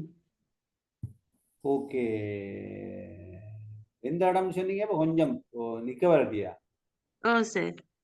ரைட். இப்ப என்னண்டா இதுல இருந்து நான் இந்த டிஸ்கஷன் செஞ்சேன்டா, இலங்கையில பாருங்க பொருத்தமான ஆசிரியர்களை வந்து 100 ஒரு 1000 பேர் எடுத்தா எத்தனை பேர் இருப்பாங்க? மன விருப்பத்தோட ஆசிரியர் வான்மைத்துவ பண்புகளை கொண்டு நான் ஒரு ஆசிரியராகத்தான் வர வேணும் என்று சொல்லி அந்த குவாலிட்டிஸை கொண்ட நல்ல குரல் வளம், நல்ல அதுக்குரிய ஆளுமை, அன்பாக மாணவரோட பேசக்கூடிய விருப்பமான, எனக்கு பிரைமரி டீச்சிங் விருப்பம், எனக்கு தமிழ் பாடம் விருப்பம், எனக்கு A லெவலுக்கு படிப்பிக்க விருப்பம், எனக்கு அதுக்குரிய ஆளுமை இருக்கிறதுன்னு சொல்லி உங்களை சோதிச்சு உளச்சார்பு சோதனை வச்சு எடுக்கிற சிஸ்டம் எப்ப இலங்கையில வருகிறதோ அன்றைக்கு தான் இலங்கைக்கு விடிவு கிடைக்கும். தொழில் இல்லாதவருக்கு தொழில் கொடுக்குற ஒரு இடமாக எப்போ இந்த பாடசாலை மாறிச்சோ, ஸ்பெஷல் செஞ்சு first class, upper class, lower class எடுத்த கிராஜுவேட்ஸ் 4 வருடங்களை தன்னை அர்ப்பணித்து உருக்கி விடிய விடிய படித்து விடிந்தும் படித்த பட்டதாரிகளை பாடசாலைகளிலே ஆரம்ப பிரிவுக்கு கொடுக்கிறார்களே, இதை ஒரு நியாயமான விடயமா என்ற கேள்வி எனக்குள்ளே எந்த நாளும் இருந்து கொண்டிருக்கிறது. இப்ப நான் சொன்ன நிஃப்ராவினுடைய எக்கனாமிக் ஸ்பெஷல் செய்த நிஃப்ரா ஒரு வெறுப்புடனும் சமாளிப்புடனும் ஏதோ ஒரு தொழிலொன்று கிடைத்து விட்டது, ஏமாற்றவும் முடியாது, ஏதோ ஒன்றை செய்ய வேண்டும் என்ற உணர்வுடன் இவர் பயணித்துக் கொண்டிருப்பதை அவதானிக்க இருக்கிறது. உண்மையா இல்லையா நிஃப்ரா? நிஃப்ரா ஏற்றுக்கொள்றீங்களா? உண்மைதான். சொல்லுங்க சொல்லுங்க நிஃப்ரா. இல்ல சார், நான் ஏற்றுக்கொள்றேன். அதைத்தான் நான் இந்த 21ஆம் நூற்றாண்டு பாடசாலை பின்னுக்கு நாங்க என்ன கதைக்க போறோம். எனவே முதலாவது நாங்க விட்டிருக்கிற பிழை எது, பாடசாலை எவ்வாறு மாற்றி அமைக்கப்பட வேண்டும்ங்கிறத நீங்க விளங்கிக் கொள்ள வேண்டும். அங்கு இருக்கின்ற சூழல் சர்வதேச தொடர்புகளை ஏற்படுத்தக்கூடியதா இருக்கும். இன்டர்நேஷனல் ஸ்கூலோட இங்கிலாந்துல உள்ள பாடசாலையில் எங்களோட பிள்ளைகள் பேச வேண்டும், ஜப்பானில் உள்ள பிள்ளைகளோட எங்களோட பாடசாலைகள் பேச வேண்டும், ஜப்பான் பிள்ளைகள் எங்களுடைய பிள்ளையோட ஷேர் பண்ணி கொள்ள வேண்டும். இன்றைக்கு இந்த தொடர்பாடல் மிகவும் வினைத்திறனாக நடைபெற்றுக் கொண்டிருக்கிற போது இலங்கையில இன்னும் அந்த வலையமைப்பை தான் நாங்க வச்சு கொண்டிருக்கிறோம். ஒரு நெட்வொர்க் சிஸ்டம் எங்கட பிள்ளை டயலாகுக்கு பே பண்றோம், பட் டவர்ஸ் ஒழுங்கு இல்லை. எத்தனை பேர் இன்றைக்கு உங்களுக்கு பெரிய பரிதாபகரமான நிலைமையெல்லாம் இருக்கிறது. இந்த காலேஜில் நான் எபெக்ஸில் படிப்பிக்கிற போது ஒரு பேட்ச் ஒன்று இருந்தது, மிக வினைத்திறனான பேட்ச் ஒன்று. அது நான் நினைக்கிறேன் நான் படிப்பிச்ச எஃபிஷியண்டான பேட்ச். அதுதான் அது ஒரு ஸ்டோரி. இப்போ அவங்க ஒருவர் சொன்னார், சார் நான் எங்களோட ஊர்ல கவரேஜ் இல்லை, ஒரு சந்தி ஒன்றில் வந்து நிற்கிறேன் சார். அவர் வீடியோ ஓன் பண்ணார். எனக்கு அந்த பரிதாபம் பார்க்கலாம். என்னண்டா ரோட்ல நின்று அவர் ஆன்லைன்ல ஈடுபட்டு கொண்டிருக்கிறார். நீங்க நம்புறீங்களா அந்த விஷயத்த? ஆன்லைன்ல வாரத்துக்கு ரோட்டுக்கு வந்து ஒரு உள்ள இடத்துல வந்து அவர் தொடர்பு கொண்டு வந்தார். இவ்வளவு இப்படியான நிலைமையை வச்சுக்கொண்டு 21ஆம் நூற்றாண்டு கல்வியை சிந்திப்பது என்பது ஒரு கனவு. எனவே 21ஆம் நூற்றாண்டு வகுப்பறை எவ்வாறு இருக்க வேண்டும் என்கின்ற விடயத்தில் நாங்கள் மிகவும் ஒரு வினைத்திறனான ஏனைய நாடுகளுடன் ஒப்பிடக்கூடியவாறான ஒரு பாடசாலை கட்டமைப்பு எப்போது உருவாக்கப்படுகின்றதோ அன்றுதான் இந்த 21ஆம் நூற்றாண்டு வெற்றி அடையும். அடுத்ததாக கலை திட்டம் என்றால் என்ன? மிக விரைவாக கதைக்கணும். சொல்லுங்க, நிறைய விஷயங்கள் கதைக்கிறது இருக்குது. கலை திட்டம் என்றால் என்ன?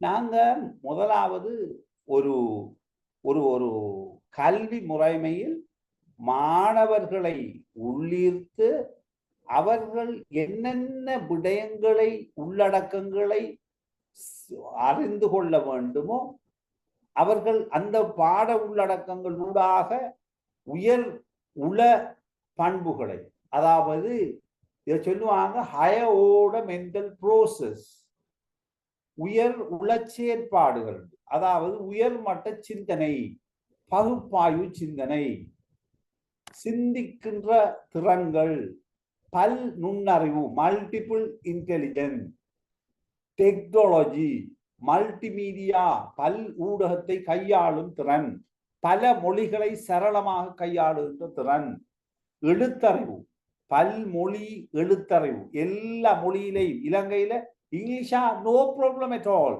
Simply we will write, we will speak, we will communicate.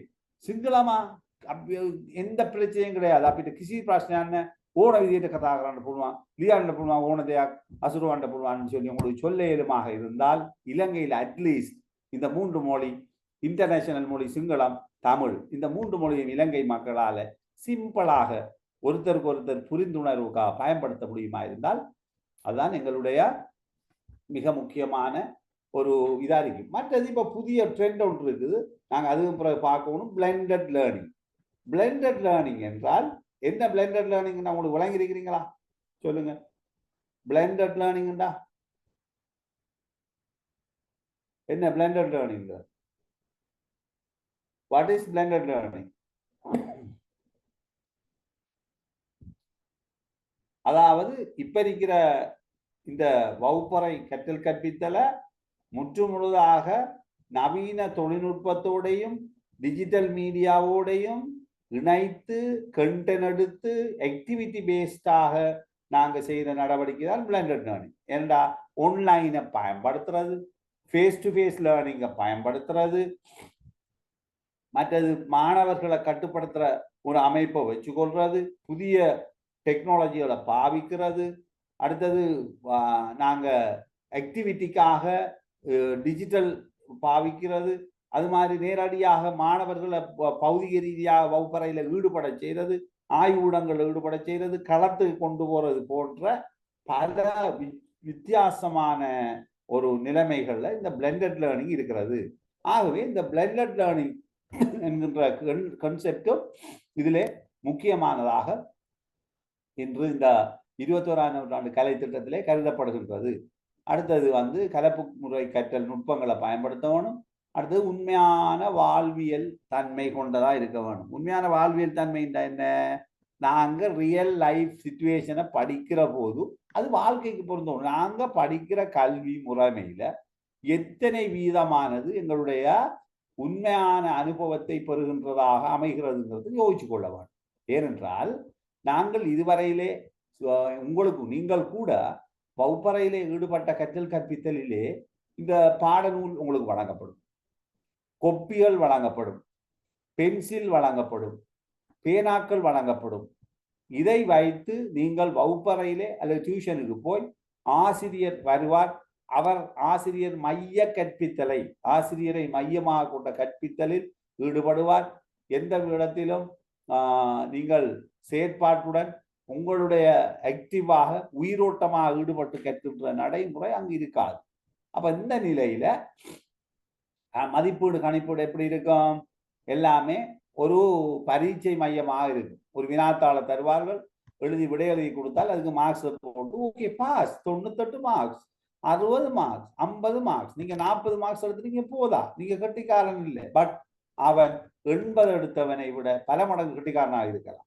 ஏனென்றால் நாங்கள் பயன்படுத்துகின்ற கல்வி முறைமை அப்படி, அதனால எங்களோட தெரிவு பிழைத்திருக்கிறது. ஆகவே இதுல இந்த நூற்றாண்டினுடைய கலை திட்டத்தினுடைய அடிப்படை விடயம் பேறுகளை அடிப்படையாக கொண்டது.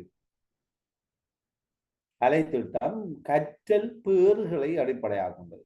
கற்றல் பேறுகள் என்றால் மாணவர்கள் எதனை அடைய வேண்டுமோ, மாணவர்கள் என்னென்ன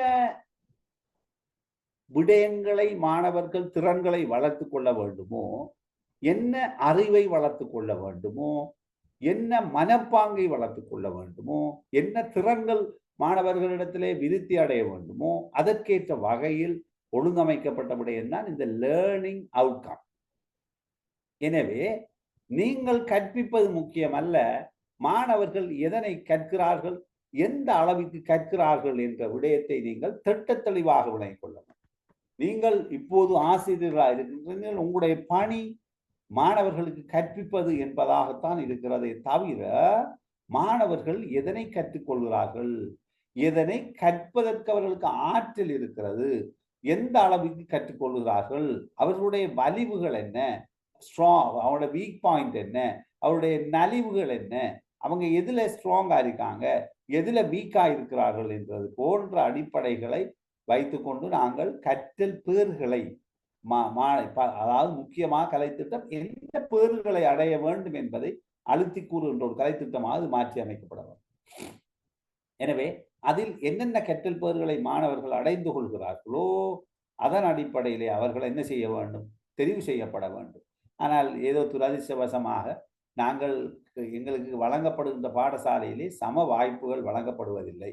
பாடசாலைக்கு பாடசாலை வேறுபாடு இருக்கிறது. 21ஆம் நூற்றாண்டுக்கு பொருத்தமான பாடசாலை என்றால் அது பொது நியமங்களை கொண்டிருக்க வேண்டும், அது பொதுவான இயல்புகளை கொண்டிருக்க வேண்டும், பல்வேறு வளங்களை, ஒரே விதமான வளங்களை கொண்டிருக்க வேண்டும். இது காடுகளிலே, இலங்கையிலே இருக்கின்ற காட்டு பிரதேசங்களில் இருக்கின்ற பாடசாலைகள் இருக்கிறது. 10 பிள்ளைகள், 5 டீச்சர்ஸ், 30 பிள்ளைகள், ஒரு பாடசாலை. அதாவது இந்த 8 கிலோமீட்டர் உள்ளுக்கு நடந்து செல்ல வேண்டும். இவ்வாறான கிராமங்களும் இலங்கையில் இருக்கத்தான் செய்கின்றன. மிக வளமான பாடசாலைகளும் இருக்கத்தான் செய்கின்றன. அதிநவீன கருவிகளை கொண்ட பாடசாலையும் இருக்கத்தான் செய்கின்றன, தொழில்நுட்ப கருவிகள். ஆகவே லேர்னிங் அவுட்கம்ஸ், அதாவது அவுட்கம் பேஸ்ட் கல்வி என்பது மாணவர்கள் எதனை கற்று வெளிப்படுத்துகிறார்கள் என்பதை கொண்ட கல்வி. மாடியூல் பேஸ்ட் என்றால் மாணவர் மாடியூல் பேஸ்ட் என்னன்னு சொல்லுங்க. உங்களுக்கு தெரியும், புதுசா அறிமுகப்படுத்தி கழிச்சு கொண்டிருக்கிறான். சொல்லுங்க விரைவா. மாடியூல் பேஸ்டா என்ன மாடியூல்டா? ஒரு பாடத்தை என்னவா மாத்திர சிறிய சிறிய பகுதிகளாக்கி தவணை இல்லாம செமஸ்டர் சிஸ்டத்தை கொண்டாந்து ஒரு மொடியூல முடிஞ்சா புள்ள அதுல ஆக்டிவிட்டி, அதுல இருக்கிற திறன் எல்லாத்தையும் புள்ள செய்து முடிச்சால் அதோட அது முடிஞ்சுது. அங்க எக்ஸாமுங்கிறது மெயினா இருக்காது. பிள்ளைய அசஸ் பண்ணி பிள்ளையோட அந்த மொடியூல்ல இருக்கிற ஆற்றல்கள் தான் அங்கு பிள்ளையை நாங்கள் என்ன செய்வோம், எடுத்து ஆளுவோம். விளங்கிட்டா மொடியூல் என்னண்டு? மொடியூல் விளங்கிட்டா உங்களுக்கு? யாராவது சொல்லுங்க, ஒரு ஆள் மொடியூல் விளங்கிட்டா? மற்றாக்கள் விளங்காட்டி கேட்டுக்கொள்ளுங்க. மொடியூல் ஓகே தானே? அப்ப மொடியூல்னா என்ன? அந்த ஒரு சப்ஜெக்ட் எடுத்து அதை பிரிக்கிற பகுதிகளா பிரிச்சு ஒரு மொடியூல். அந்த மொடியூல்ல அதுல ஆக்டிவிட்டிஸ் இருக்கும், அதுல தியரி இருக்கும், அதுல பல உள்ளடக்கங்கள், கணித்தல்கள், விடயங்கள், மாணவர்களுக்கு வழங்கப்பட வேண்டிய திறங்கள் எல்லாம் உள்ளடக்கப்பட்டு அது முடிந்தால் அது தூக்கி அது மற்ற பக்கம் போயிடும். திருப்பி அதை வச்சு கொண்டிருக்கிறல்ல. அடுத்து இன்டிகிரேட்டட் சப்ஜெக்ட், ஒருங்கிணைந்த கற்றல். ஒருங்கிணைந்த என்றால் இப்ப கணிதத்தை, தமிழ் மொழியை, கணிதம், மற்றது விஞ்ஞானம், சுற்றாடல் சாப்பாடு, மற்றது ஈஸ்தட்டிக் அழகியல் பாடங்கள் எல்லாமே ஒன்றாக பாடப்படும். உதாரணமாக ஒரு பாட்டொன்றை ஒரு மாணவர் பாடுகின்ற போது அதில் எண்கள் சம்பந்தமான விடயங்கள் வரும். அது கணிதம். மொழித்திறன், உச்சரிப்பு, மொழி ஆற்றல் வெளிப்படும். மொழி அதிலே ஈஸ்தட்டிக், அழகாக பாடுவார்கள், ஈஸ்தட்டிக் இருக்கு. இவ்வாறு பல்வேறு பாடங்கள். அடுத்தது சூழல் சம்பந்தமான விடயம். அந்த பாட்டிலே சூழல் பற்றிய கருத்துக்கள் வரும், சூழலிலே நடைபெறுகின்றவை பற்றிய கருத்துக்கள் வரும். இதை சொல்ல ஒருங்கிணைந்த அணுகுமுறை, கம்பைன் இன்டிகிரேட்டட் அப்ரோச் என்று சொல்வார்கள். ஒருங்கிணைந்த அணுகுமுறை பிரைமரி முற்றுமுழுதாக ஒருங்கிணைந்த அணுகுமுறையில தான் கற்பிக்கப்படுகிறது. விஞ்ஞானமும் 6 தொடக்கம் 11 வரை ஒருங்கிணைந்த அணுகுமுறை. ஏனென்றால் அதிலே பிசிக்ஸ், பயாலஜி, கெமிஸ்ட்ரி என்ற 3 பாடங்கள் ஒன்றாக இணைக்கப்பட்டு கற்றலுக்கு உட்படுத்தப்படுகின்றது. இதே போன்று அடுத்த முக்கியமான விஷயம் தான் அந்த கலை திட்டத்திலே இன்டிகிரேட்டட். அப்ப ஒரு பாடத்தை ஒருங்கிணைந்தா படிக்கணும், தனித்தனியா படியாம பிள்ளைய நம்ம மொடியூல கொடுத்து லேர்னிங் அவுட்கம் பேஸ்டா வைத்து கொலபரேட்டிவ் லேர்னிங் ஆப்பர்ச்சுனிட்டிஸ், மாணவர்கள் ஒருத்தருக்கு ஒருத்தர் ஒத்துழைப்பாக ஈடுபட்டு கற்கின்ற வாய்ப்புகள் வழங்கப்பட வேண்டும். ஏனென்றால் இதற்கான காரணம் உங்களுக்கு தெரியும், மாணவர்களுக்கு நீங்க கொலபரேட்டிவ் லேர்னிங்கான ஆப்பர்ச்சுனிட்டியை வழங்குற நேரம் ஒவ்வொருவருடைய ஒவ்வொரு திறன்கள் பகிர்ந்து கொள்ளப்படும். Sharing and carrying. ஷேரிங், அப்போ ஒருத்தர் தந்த ஆற்றலுக்கு இப்ப பகிர்ந்து கொள்றதால எல்லாருமே ஒரு மட்டத்தில் அவங்க முன்னேறி கொண்டு செல்வார்கள். அவர் திறனுக்கு ஏற்ப அவர் தெரிவு செய்யப்படுவார்கள். பட் கொலபரேட்டிவ் லேர்னிங் என்பது அந்த கட்டாயமாக ஒருத்தருக்கு தெரியாத ஒன்றை இன்னொருவரிடம் இருந்து ஒருவர் கற்றுக்கொள்வதைத்தான் நாங்கள் கொலபரேட்டிவ் லேர்னிங்னு சொல்றோம். மற்றது தொழில்நுட்பம், டெக்னாலஜி. உங்களுக்கு தெரியும், என்னோட வாழ்க்கையில தொழில்நுட்பம் என்று சொல்றது முக்கியமானது. தொழில்நுட்பம் ஒன்று இல்லை என்றால் ஒன்றுமே இல்லை. அப்ப நாங்கள் தொழில்நுட்பங்கிறது கற்பித்தல் முறைகள் தொழில்நுட்பத்துக்குள்ள வருகின்றது. நவீன கற்பித்தல் துணை சாதனங்களை பயன்படுத்துவது இதுக்குள்ள வருது. நவீன தொழில்நுட்ப சாதனங்கள், நவீன கற்றல் சாதனங்கள், இவ்வாறு நூல்கள், மற்ற போர்டு, பல்வேறு பொருட்கள், இப்படி ஒரு முழுமையான ஒரு விடயம், தொடர்பாடல் போன்ற எல்லாவற்றையும் உள்ளடக்கினது தான் எஜுகேஷன் டெக்னாலஜி. ஆகவே இன்றைக்கு இருக்கிற புதிய நவீன டிஜிட்டல் டெக்னாலஜி எல்லாம் இந்த கற்றல்ல உட்படுத்தப்பட்டதாக இந்த கலை திட்டம் உள்ளடக்கப்பட வேண்டும். அடுத்தது மல்டிமீடியா, பல ஊடகங்கள். இப்ப நாங்க விஷுவல், ஆடியோ போன்ற பல ஊடகங்களை ஆட் பண்ணி தானே என்ன செய்யணும், மல்டிமீடியா ப்ராஜெக்டில் ஒர்க் பண்ணி கொண்டிருக்கிறோம். மல்டிமீடியா ப்ரொஜெக்டரை போட்டோன்னே அங்கே வீடியோவும் போகுது, ஆடியோ போகிறது. அதில் வந்து பல்வேறு விதத்தில் நாங்கள் ஊடகங்கள் ஊடாக கம்யூனிகேஷனை செய்யலாம்.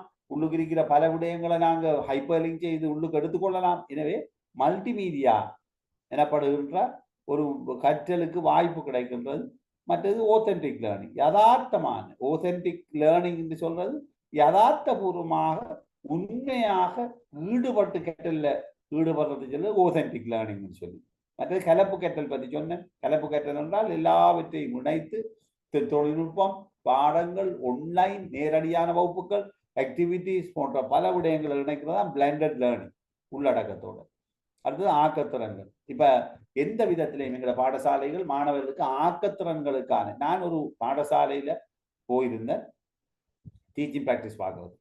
அப்போ அந்த பிள்ளைகளை பார்த்துட்டு வந்தோன்னா அப்போ டீச்சர் அந்த எங்களோட ட்ரைனிங் டீச்சருக்கு நாங்கள் போய் பார்த்தோன்னா அவள் எடுத்து வந்து சொன்னால் அந்த பிள்ளைகள் அண்டு கொண்டு வந்திருந்தது கொஞ்சம் பீச் சைடு பிள்ளைகள், கொஞ்சம் ஒரு பேக்வேர்டு ஏரியா. பட் அந்த ஸ்கூல் பிள்ளைகள் கொண்டு வந்த ஆக்கங்கள் எனக்கு உண்மையிலேயே ஒரு ஒரு புது பொலிவை தந்தது. ஏனென்றால் அந்த பேரண்ட்ஸ் வந்து இந்த பிள்ளைகளை வலு கட்டாயப்படுத்தி டியூஷனுக்கு அனுப்பி படிப்பிக்கிற சூழல் அங்கே இல்லை. அதனால ஃப்ரீயா அந்த மாணவர்கள் படிக்கிறார்கள், ஃப்ரீயா தான் விரும்பின ஆக்கங்களை செய்கிறார்கள். எனவே இனோவேஷன் எங்கே வருகிறது என்றால் சுதந்திரம் இருக்கிற போது மாணவர்களை திணித்து இதைப்படி இதில் இத்தனை மார்க்ஸ் அடி, இனி நாங்கள் அந்த அந்த கல்ச்சருக்கு பழகி விட்டோம். என்ற பாடசாலையில் அதை எடுத்தா தான் எங்களுக்கும் நாங்கள் பிள்ளைகளை வச்சு தப்பிட்டு போகலாம். எனவே அந்த நிலைமை இருக்கிறத நாங்கள் அவதானிக்கக்கூடிய இருக்கிறது. எனவே புத்தாக்கம் இனோவேஷன் எனப்படுகின்ற அமெரிக்காவிலே, கனடாவிலே, ஸ்பெயின், பிரான்ஸ், ஜெர்மன், சரிதானே, மற்ற யூகே, ஆஸ்திரேலியா, சிங்கப்பூர் போன்ற நாடுகளிலே நாங்கள், ரஷ்யா போன்ற நாடுகளிலே, மற்ற நியூசிலாந்து, இந்த நாடுகளிலே கண்டுபிடிக்கப்படுகின்ற அங்கே இருக்கின்ற விஞ்ஞானிகள் எண்ணிக்கையை யோசிக்கிற நேரம் நாங்கள் புறக்கணிக்கத்தக்க எங்களுடைய குடித்தொகைக்கு ஏற்ற விஞ்ஞானிகள் எங்களுடைய இலங்கையில் இல்லை. ஏன் இல்லை என்றால் அந்த அளவுக்கு எங்களுக்கு புத்தாக்க சிந்தனை வளர்க்கப்படுவதில் இல்லை. அடுத்தது பன்மொழி எழுத்தறிவு, அதை பற்றி சொன்னேன் நான், லிட்ரஸி. அப்போ நீங்கள் அந்த கலை திட்டம் என்பது ஒரு பாடத்தை எடுத்துக்கொண்டால், நீங்கள் ஒரு பரந்துபட்டு விலகி கொள்ளணும், ஒரு கலை திட்டத்தை தயாரிப்பு. கலை திட்டம் என்னன்னு தெரியுமா? முதல் வாட் இஸ் கரிக்குலம் சொல்லுங்க. கலை திட்டம் என்றால் என்ன? ஆறாவது சொல்லுங்க. கலை திட்டம் என்றால் என்ன?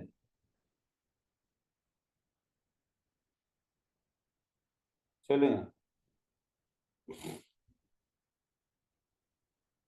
ஆறாவது, கலை திட்டம் என்பது ஒரு கல்வி செயற்பாட்டுல மாணவர்கள் பெறும் அனைத்து அனுபவங்களையும் குறிக்கிறது.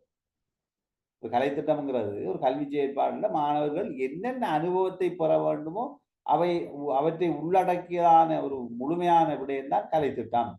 அப்ப இதுல பாடத்திட்டம் இருக்க வேண்டும், சிலபஸ், கற்பித்தல் முறைகள் கருத்தில் கொள்ளப்பட வேண்டும். வகுப்பு அறைக்கு வெளியான ஆய்வூடமோ அல்லது களத்தில் உள்ள செயற்பாடுகளோ அல்லது வேறு இடங்களுக்கு சென்று செய்கின்ற வேலைகளோ அதில் இருக்க வேண்டும். அதற்கு ஒரு தெளிவான வரையறை இருக்க வேண்டும் கலை திட்டத்தில். அடுத்தது கற்றல் கற்பித்தல் எவ்வாறு நடைபெற வேண்டும், எந்த நோக்கங்களுக்காக இடம்பெற வேண்டும் என்பது அங்கு தெளிவாக்கப்பட வேண்டும். அதன் நோக்கம் மாணவர்கள் மிக தெளிவான ஒன்றை பெறுவதாக அமைய வேண்டும். அப்ப இதுதான் இந்த கலை திட்டம் என்பது ஒரு முக்கியமான விடயமாக இருக்கிறது. ஆகவே இப்ப உங்களுக்கு தெரியும் இந்த கலை திட்டம் வந்து எந்த அளவிற்கு முக்கியமானதுன்னு சொல்லி நீங்க விளங்கி கொள்ள வேண்டும். அப்ப இதுல வந்து நீங்க கலை திட்டத்தை உங்களுக்கு நான் சொன்னேன், கலை திட்டம்னா என்னண்டு. அப்ப கலை திட்டம் முழுமையான ஒரு பார்வை, மாணவர்கள் என்ன விடயத்தை அடைந்து கொள்ள வேணுங்கிறத நீங்க சொல்றதான என்ன கலை திட்டம். ஓகே, அது விளங்கிட்டா அது கலை திட்டம் விளங்கிட்டா விளங்கலையா? கலை திட்டம் சொல்லுங்க. ஓ சார், விளங்குச்சு.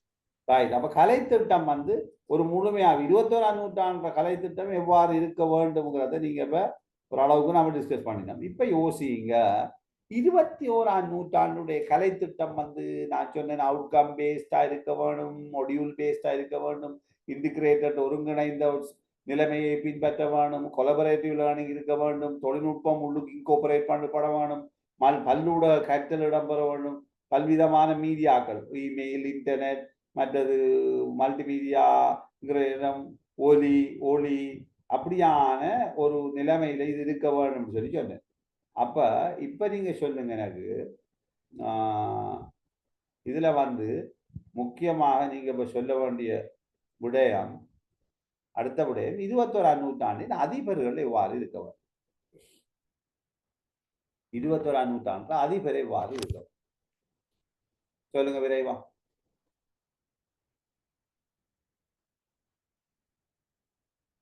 அவர்களுக்கு என்ன இருக்க வேண்டும்? 21ஆம் நூற்றாண்டுக்கு பொருத்தமான தூர நோக்குள்ள அதற்குரிய அதிகாரங்களை கொண்ட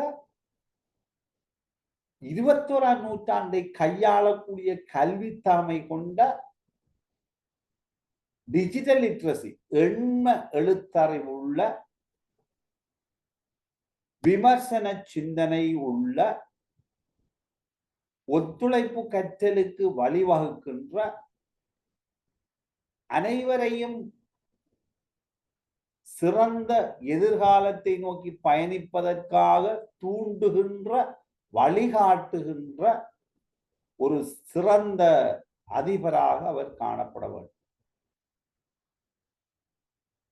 இப்ப சின்ன ஒரு இன்டர்வல் எடுத்து உங்கள்கிட்ட கேள்வியோ நான் கதைக்கிறேன் பாப்போம். அஸ்னா, உங்களோட அதிபர் 21ஆம் நூற்றாண்டுக்குரிய அதிபரா? அஸ்னாவினுடைய அதிபர் 21ஆம் நூற்றாண்டு அதிபரா? பரவாயில்ல. அவருடைய எத்தனை வயது? வயது இப்ப சார் நான் நினைக்கிறேன் 58 மட்டும் இருக்கு. 58 வயது. அவருக்கு நல்ல தலைமைத்துவ பண்பு இருக்குதா? சாதாரணம் சார். அவரை விட டிஸ்ட்ரிக்ட் இன்ஸ்பெக்டர் ஹை லெவல் இருப்பார்.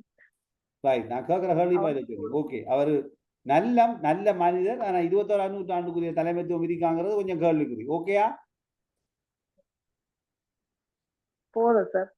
போதா? பொறுப்பு வகைகூறல் இருக்குதா அவர்கிட்ட? ஒத்துழைப்பு தன்மை இருக்குதா? நல்ல குழு வேலையை ஊக்குவிக்கிற திறன்கள் இருக்குதா? இதெல்லாம் இருந்தால்தான் 21ஆம் நூற்றாண்டுக்குரிய அதிபர். 21ஆம் நூற்றாண்டுக்குரிய அதிபர்கிட்ட பரந்த நோக்கு இருக்க வேணும். அவர் வந்து சும்மா அந்த பள்ளிக்கூடத்தை காலையில 7 மணிக்கு ஓபன் பண்ணி பின்னரம் 2 மணியோட 3 மணியோட மூடி போட்டு போய் நித்திர தூங்குற அதிபராக இருக்க முடியாது. அவர்கிட்ட நல்ல பரந்துபட்ட நோக்கம், போலியற்ற தன்மை, பொறுப்பு வகை கூறும். இந்த பொறுப்பு என்ன? 2 விடயம் இருக்கிறது. பிசினஸ்ல படிச்சிருப்பீங்க, ரெஸ்பான்சிபிலிட்டி அண்ட் அக்கௌண்டபிலிட்டி. இது சம்பந்தமா தெரியுமா ஏதாவது உங்களுக்கு? ரெஸ்பான்சிபிலிட்டின்னா என்ன? பொறுப்பு. உங்களுக்கோ ஒரு ஆசிரியராக, ஒரு வகுப்பு டீச்சராக உங்களுக்கு ஒரு பொறுப்பு தரப்பட்டது. நீங்கள் அந்த பொறுப்பை ஏற்றுக்கொண்ட நீங்கள் உங்களுடைய பணி தொடர்பான வகை கூறல் அதிபருக்கு, வலய கல்வி பணிப்பாளருக்கு, மாகாண கல்வி பணிப்பாளருக்கு, தேசிய பாடசாலைகளில் கற்பிக்கின்றவர்கள் லைன் மினிஸ்ட்ரி அதாவது கல்வி அமைச்சில் உள்ளவர்களுக்கு, உங்களுடைய பாடசாலை அதிபருக்கு வகை கூறுகின்றவராக அக்கௌண்டபிளா இருக்கும். என்ற பணியை நான் சிறப்பாக செய்கிறேன் என்ற தன்மையை கொண்டவராக இருக்க வேண்டும். ஒத்துழைப்புடையவராக இருக்க வேண்டும். நல்ல தலைமைத்துவ பண்புகளை கொண்டிருக்க வேண்டும். ஒழுங்கமைந்த திறன்கள் அவர்கிட்ட இருக்க வேண்டும். தன்னுடைய ஆசிரியர் குழுவை மிக சிறப்பாக வழிநடாத்தி வேலையை கச்சிதமாக செய்து முடிக்கின்ற திறன் மற்றும் உணர்திறன் கொண்டவராக அவர் இருக்க வேண்டும். சிறந்த ஆலோசனைகளை அவர் வழங்க வேண்டும். ஸ்ட்ராட்டஜிக் பிளானிங் எனப்படுகின்ற தந்திரோபாய திட்டமிடல். சந்தர்ப்பத்துக்கு ஏற்றவாறு பாடசாலையை எவ்வாறு வழிநடத்தி சென்று மாணவர்களை உன்னதமான நிலைக்கு கொண்டு வரலாம் என திட்டமிடுகின்ற ஆற்றல் அவர்கிட்ட இருக்க வேண்டும். புத்தாக்கம், படைப்பாற்றல் போன்ற திறன்கள் அவற்றிற்கு புதுமை படைக்கணும். இன்றைக்கு போறார் பாடசாலையில பார்க்கிறார், இவ்விடத்துல அசிங்கமா இருக்குது, இவ்விடத்தை கொஞ்சம் பூக்காண்டு நாட்டி ஒரு கலர்ஃபுல்லான இடமாக இதை மாற்றும். இந்த இடம் வேஸ்ட் ஆகுது, இதுல மாணவர்களுக்கு ஒரு செயற்படக்கூடிய செயற்பாட்டு இடம் ஒன்று ஒதுக்கி செய்வோம். ஓகே. அடுத்தது பிள்ளைகள் கற்கக்கூடிய ஒரு நிலைமை இந்த ஏரியா சும்மா இருக்கு, இதுல உருவாக்கி ஒரு சின்ன ஒரு தோட்டம் ஒன்று அமைப்போம். இவ்வாறு ஒரு புத்தாக்கத்திறன் கொண்டவராக அவர் தலைமைத்துவத்தை வழங்குகின்றவராக இருக்கணும் முதலாவது. இரண்டாவது, சிக்கலான பிரச்சனைகளை. உங்களுக்கு தெரியும், ஒரு பாடசாலை என்பது மிகவும் ஒரு கிரிட்டிக்கலான இடம். ஒரு 3500 மாணவர்களை கொண்ட ஒரு பாடசாலை, 3600-700 பிள்ளைகளை கொண்ட ஒரு பாடசாலை மிகப்பெரிய பாடசாலை. இந்த பாடசாலையிலே அதிபராக இருப்பவர் 3500 பெற்றோர்களை எதிர்கொள்ளவர், 3500 மாணவர்களை எதிர்கொள்ளவர், 3500 பேருக்கு கற்பிக்கின்ற ஆசிரியர் தொகை கிட்டத்தட்ட 170, 160, 70 பேரை கையாளவர். அங்கிருக்கின்ற பணியாளர்கள், முகாமைத்துவ உத்தியோகத்தர்கள், முகாமைத்துவ உதவி உத்தியோகத்தர்கள், லைப்ரேரியன் என்று லெப் அட்டெண்டன்ட் போன்று பல லேபரர்ஸ் இருப்பாங்க. இவர்கள் எல்லாரையும் மிக ஏற்படுகின்ற பிரச்சனைகளை கச்சிதமாக மிக திறம்பட கையாளுகின்ற ப்ராப்ளம் சால்விங் எனப்படுகின்ற மூளையில் இருக்கின்ற உச்ச நிலைதான் ப்ராப்ளம் சால்விங். பிரச்சினை தீர்த்தல் என்பது நீங்கள் நினைப்பதை போன்று ஒரு சாதாரண மனிதனுக்குள்ள திறன் அல்ல. இந்த பிரச்சினை தீர்த்தல் என்பது ஒரு உச்சமான மூளையினுடைய கட்டம். ஏனென்றால் எங்கட அதிபர்மார்கிட்ட பிரச்சனை தீர்க்கிற திறன்கள் இருக்கிறாங்கிறத நான் இப்போ கதைச்சு போட்டு டிஸ்கஸ் பண்ணுவேன். அப்போ முதலாவது சொன்ன தலைமை திறன் எல்லாரும் கொஞ்சம் கிரகிச்சு கொள்ளுங்க, நோட் பண்ணிக்கொள்ளுங்க. நான் இப்போ கேள்வி. அடுத்ததாக நட்டம் ஏற்பட்டா அதை தான் ஏற்றுக்கொள்ளணும். பிரச்சனை வந்தா அது நோ ப்ராப்ளம். சவால்கள் வந்தால் பூர்வமுது ஆட்டி ஓடக்கூடாது, அதுக்கு முகம் கொடுக்க வேணும். சவால்களுக்கான சூழலை சரியாக நிர்ணயிச்சு கொள்ள வேண்டும். அடுத்ததாக மூன்றாவது, தொடர்பாடு. நல்ல கம்யூனிகேஷன் ஸ்கில் இருக்க வேண்டும். வாய்மொழி மூலமாக சிறந்த முறையிலே நல்ல தொடர்பாடலை அவர் மேற்கொள்ள. தொடர்பாடல் என்பது பேசுவதல்ல, தன்னுடைய கருத்துக்களை தெரிவிப்பது. ஆழமான மொழி அறிவு இருக்க வேண்டும், ஆழமான கருத்துக்கள் மிக்கவராக இருக்க வேண்டும். தன்னுடைய முகாமைத்துவ துறையிலே சிறந்த பாடசாலை முகாமைத்துவம், பாடசாலை கட்டமைப்பு தொடர்பாக மிக சிறந்த அறிவு ஞானத்தை கொண்டவராக இருந்தால் மாத்திரம்தான் தொடர்பாடல் நினைத்தனார். யாருடனும் எழுத்து மூலமாக தொடர்பு கொள்ளக்கூடிய ஆற்றலை கொண்டு ஒரு இருந்தா கடிதம் அடிக்கிறதுக்கு எனக்கு இதுக்கு ஒரு கடிதம் அடிச்சுட்டாங்கன்னு சொல்லக்கூடாது. ஏன்னா அவருக்கு சிங்களம் தெரியுமா என்றால் தான் சிங்கள கடிதத்தை அடித்துக் கொள்வார், ஆங்கிலம் தெரியுமா என்றால் ஆங்கிலத்தில் அடிப்பார், தமிழ் தெரியுமா என்றால் தமிழில் அடிப்பார். 3 மொழி விற்பனராக அவர் இருந்தால் அது மிகவும் பிளஸ் ஆக இருக்கும். அடுத்ததாக இந்த 4வது விடயம்தான் தன்னையும் ஏனையவர்களையும் மேம்படுத்தணும். இதுல நான் உங்களுக்கு சொல்வேன், நான் என்னண்டா நான் சில எக்ஸ்பீரியன்ஸை சொல்ல நான் பிறகு முடிச்சுட்டு டிஸ்கஷனுக்கு பிறகு, இப்போ ஒரு அதிபர் தான் படித்து நல்ல ஒரு அறிவு மிக்கவராகவும் திறன் மிக்கவராகவும் மாறுறதுக்கு தான் படித்து கொண்டே இருக்க வேண்டும், தன்னை எந்நாளும் இச்சைப்படுத்தி கொண்டிருக்க வேண்டும். அதே நேரம் தன்னுடைய ஆசிரியர் குலாமை முற்றுமுழுதாக வழிநடாத்தி அவர்களையும் கற்பவர்களாக, அவர்களையும் தன் துறையை மேம்படுத்துவர்களாக, வான்மைத்துவத்தை மேம்படுத்துவர்களாக அவர் இருக்க வேண்டும். எனவே அங்கு குறைபாடுகளை புரிந்து கொண்டு சுயவிருத்தியில் அவர் ஈடுபடணும், ஏனைய மக்களை மேம்படுத்த வேண்டும். ஆசிரியர் மாணவர்களுடைய வெல்ஃபேர், சேம நலன் தொடர்பாக எப்போதும் அக்கறையுடன் இருக்க வேண்டும். அடுத்தது மாற்றம் கொண்டு வருகிறார். இது ஆக முக்கியமானது. ஏனென்றால் உங்களுக்கு தெரியும், சேஞ்ச் மேனேஜ்மெண்ட்ல படிச்சாக்கள் படிச்சிருப்பீங்க.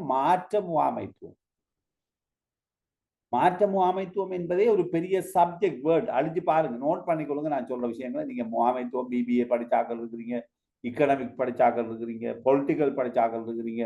உங்கள்ட்ட நான் படிக்க வேண்டும்.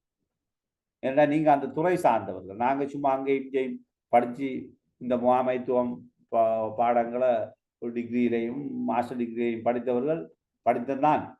டிகிரியிலையும் ஒரு பாடமாக சயின்ஸ் படித்தாலும் படித்தோம். ஏன்னா எங்களுக்கு பேசிக் மேனேஜ்மெண்ட் படிப்பிச்சான். அப்புறம் எம்எஸ்சி செய்யும் போதும் மேனேஜ்மெண்ட் ஒரு தனிப்பாடம், எம்இடியில் ஒரு தனிப்பாடம், பிஜிடியில் ஒரு தனிப்பாடம், பிஜிடிஎம் எஜுகேஷன் மேனேஜ்மெண்ட்ல பாடம். இப்படி முகாமைத்துவம் படித்ததான். ஆனால் நீங்கள் அந்த துறையிலையும் படித்தவர்களாக இருக்கிறீர்கள். என்ன எக்கனாமிக்காக இருக்கிறீங்க, பொலிட்டிக்கல் படிச்சாக இருக்கிறீங்க. அப்போ நீங்களும் அதில் ஒரு விற்பனர்களாக இருப்பீர்கள். ஆகவே மாற்ற முகாமைத்துவம் ஒரு நீங்க பாடசாலையில மாற்றம் என்பது இன்றைக்கு இருக்கின்ற பாடசாலையை அடித்து திருப்பி மற்ற என்ட்ரன்ஸை மாற்றி கட்டடம் எல்லாம் தலைகீழாக்குறது அல்ல. அந்த மாற்றம் ஏனையவர்கள் மகிழ்ச்சியை ஏற்படுத்தும் மாற்றமாக இருக்கிறவர், மற்றவர்களுக்கு சந்தோஷத்தை ஏற்படுத்துகின்ற மாற்றமாக இருக்கிறவர். அந்த நிறுவனத்தை முன்னோக்கி கொண்டு செல்லுகின்ற மாற்றமாக, அங்கிருக்கின்ற பணியாளர்களால் ஏற்றுக்கொள்ளப்படும் வகையில் அந்த மாற்றம் செய்யப்பட வேண்டும். சடன்லி, திடீரென்று அந்த மாற்றம் செய்யப்படக்கூடாது. இவ்வாறு இதுல இந்த அதிபர் என்பவர் ஒரு மற்றவருடைய வெல்ஃபேர் தொழில்நுட்பத்திறனை பயன்படுத்துவராக மேம்படுத்தி தன்னை இருக்க வேண்டும். அவருக்கு 58 வயது என்று சொல்லி அவருக்கு மல்டிமீடியா தெரியாதுன்னு சொல்லக்கூடாது. என்ன, நாங்க கம்ப்யூட்டர் படிக்க தொடங்கின 20 வயதுல தொடங்கிட்டோம் தான். 19-20 வயதுல கம்ப்யூட்டர் படிக்க தொடங்கினான். பட் இப்ப இருக்கிற பிள்ளைகள் பிறக்கிற போதே படிக்கிறாங்க. 20 வயதுக்கு பிறகுதான் எங்களுக்கு கம்ப்யூட்டரை தொட கிடைத்தது. இப்ப இருக்கிற பிள்ளைகள் கருவறையிலேயே கம்ப்யூட்டரை படிக்கிறார். ஆகவே அது இப்ப 21ஆம் நூற்றாண்டு அதிபர் இதை சொன்ன 4 விஷயம்: தலைமைத்துவ பண்புகள், சிக்கலான பிரச்சனைகளை தீர்த்தல், தொடர்பாடல், தன்னையும் ஏனையவர்களையும் மேம்படுத்தல். இந்த விஷயத்துல நான் கலப்போம். ஒரு ஆள் லெஃப்ட் ஆளுன்னு தெரியாது, ஒரு ஆள் ஜம்ப் பண்ணிட்டாங்க, இருக்கிறார்களை வச்சு கலப்போம். அது இல்லை, நிஃப்ரா இருக்கி, இர்ஃபானா இருக்கி, ருஷ்னியா இருக்கிறாங்க. யார் இல்லை? ஒரு ஆள் காணல. சப்ரியா, நிஃப்ரா, இர்ஃபானா, பேகம், ருஷ்னியா. யார் ஒரு ஆள் இல்லாம விட்டது?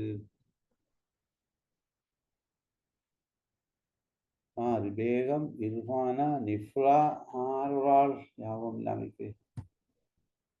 Right, okay. எனிவே இப்போ சொல்லுங்க, உங்களோட ஒரு ஆள் அஸ்னா சொல்லுங்க. உங்களோட பாடசாலை அதிபரை பற்றி குயிக்காக சொல்லணும். இந்த 4 பண்புல எல்லா பண்பும் இருக்குதா, இல்லை அறவே இல்லையா, இல்லை கொஞ்சம் பரவாயில்லையா? அஸ்னா குயிக். இந்த நிறைய விஷயம் அடுத்தது கதைக்கணும். அஸ்னா, உங்களோட அதிபர் எப்படி?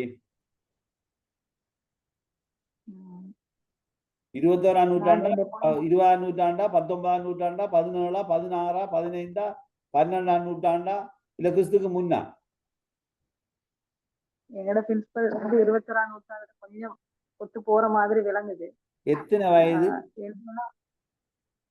58 வயது. நீங்க சொன்னீங்க 58. அவர் இது என்ன கல்வித்தாமை? அதெல்லாம் கேட்டுப்பட்டிருக்கேன். தெரியாது. என்ன பாடம்? சப்ஜெக்ட் வந்து சயின்ஸ். Right, very good. அவர் சயின்ஸ் ஆளா? அவர் சயின்ஸா? கோவிச்சு கொள்ள வேணாம். நான் சொல்றத உங்களுக்கு சில நேரம் நீங்க அதில் ஏற்றுக்கொள்றது இல்லாது. இந்த சயின்ஸ் வார நேரம் கொஞ்சம் அவங்க ஒரு சின்ன மாற்றத்துக்குள்ளாகி கொஞ்சம் கிராஸ் பண்ற தன்மை ஒன்று இருக்குது. ஏற்றுக்கொள்றீங்களா? வயது போனாலும் கூட ஒரு அளவுக்கு அதை சில விஷயங்களை கொஞ்சம் புரிஞ்சு கொண்டு நடக்கிற தன்மை கொஞ்சம் கூட இருக்கிற மாதிரி ஃபீல் பண்றீங்களா? ஓ சார். அது பொதுவா ஜென்ரலா இருக்குது, நீங்க பார்க்கலாம். உண்மை. ரைட். வரும் ருஷ்னியாட பாடசாலை அதிபரை பற்றி சொல்லுங்க. ருஷ்னியா.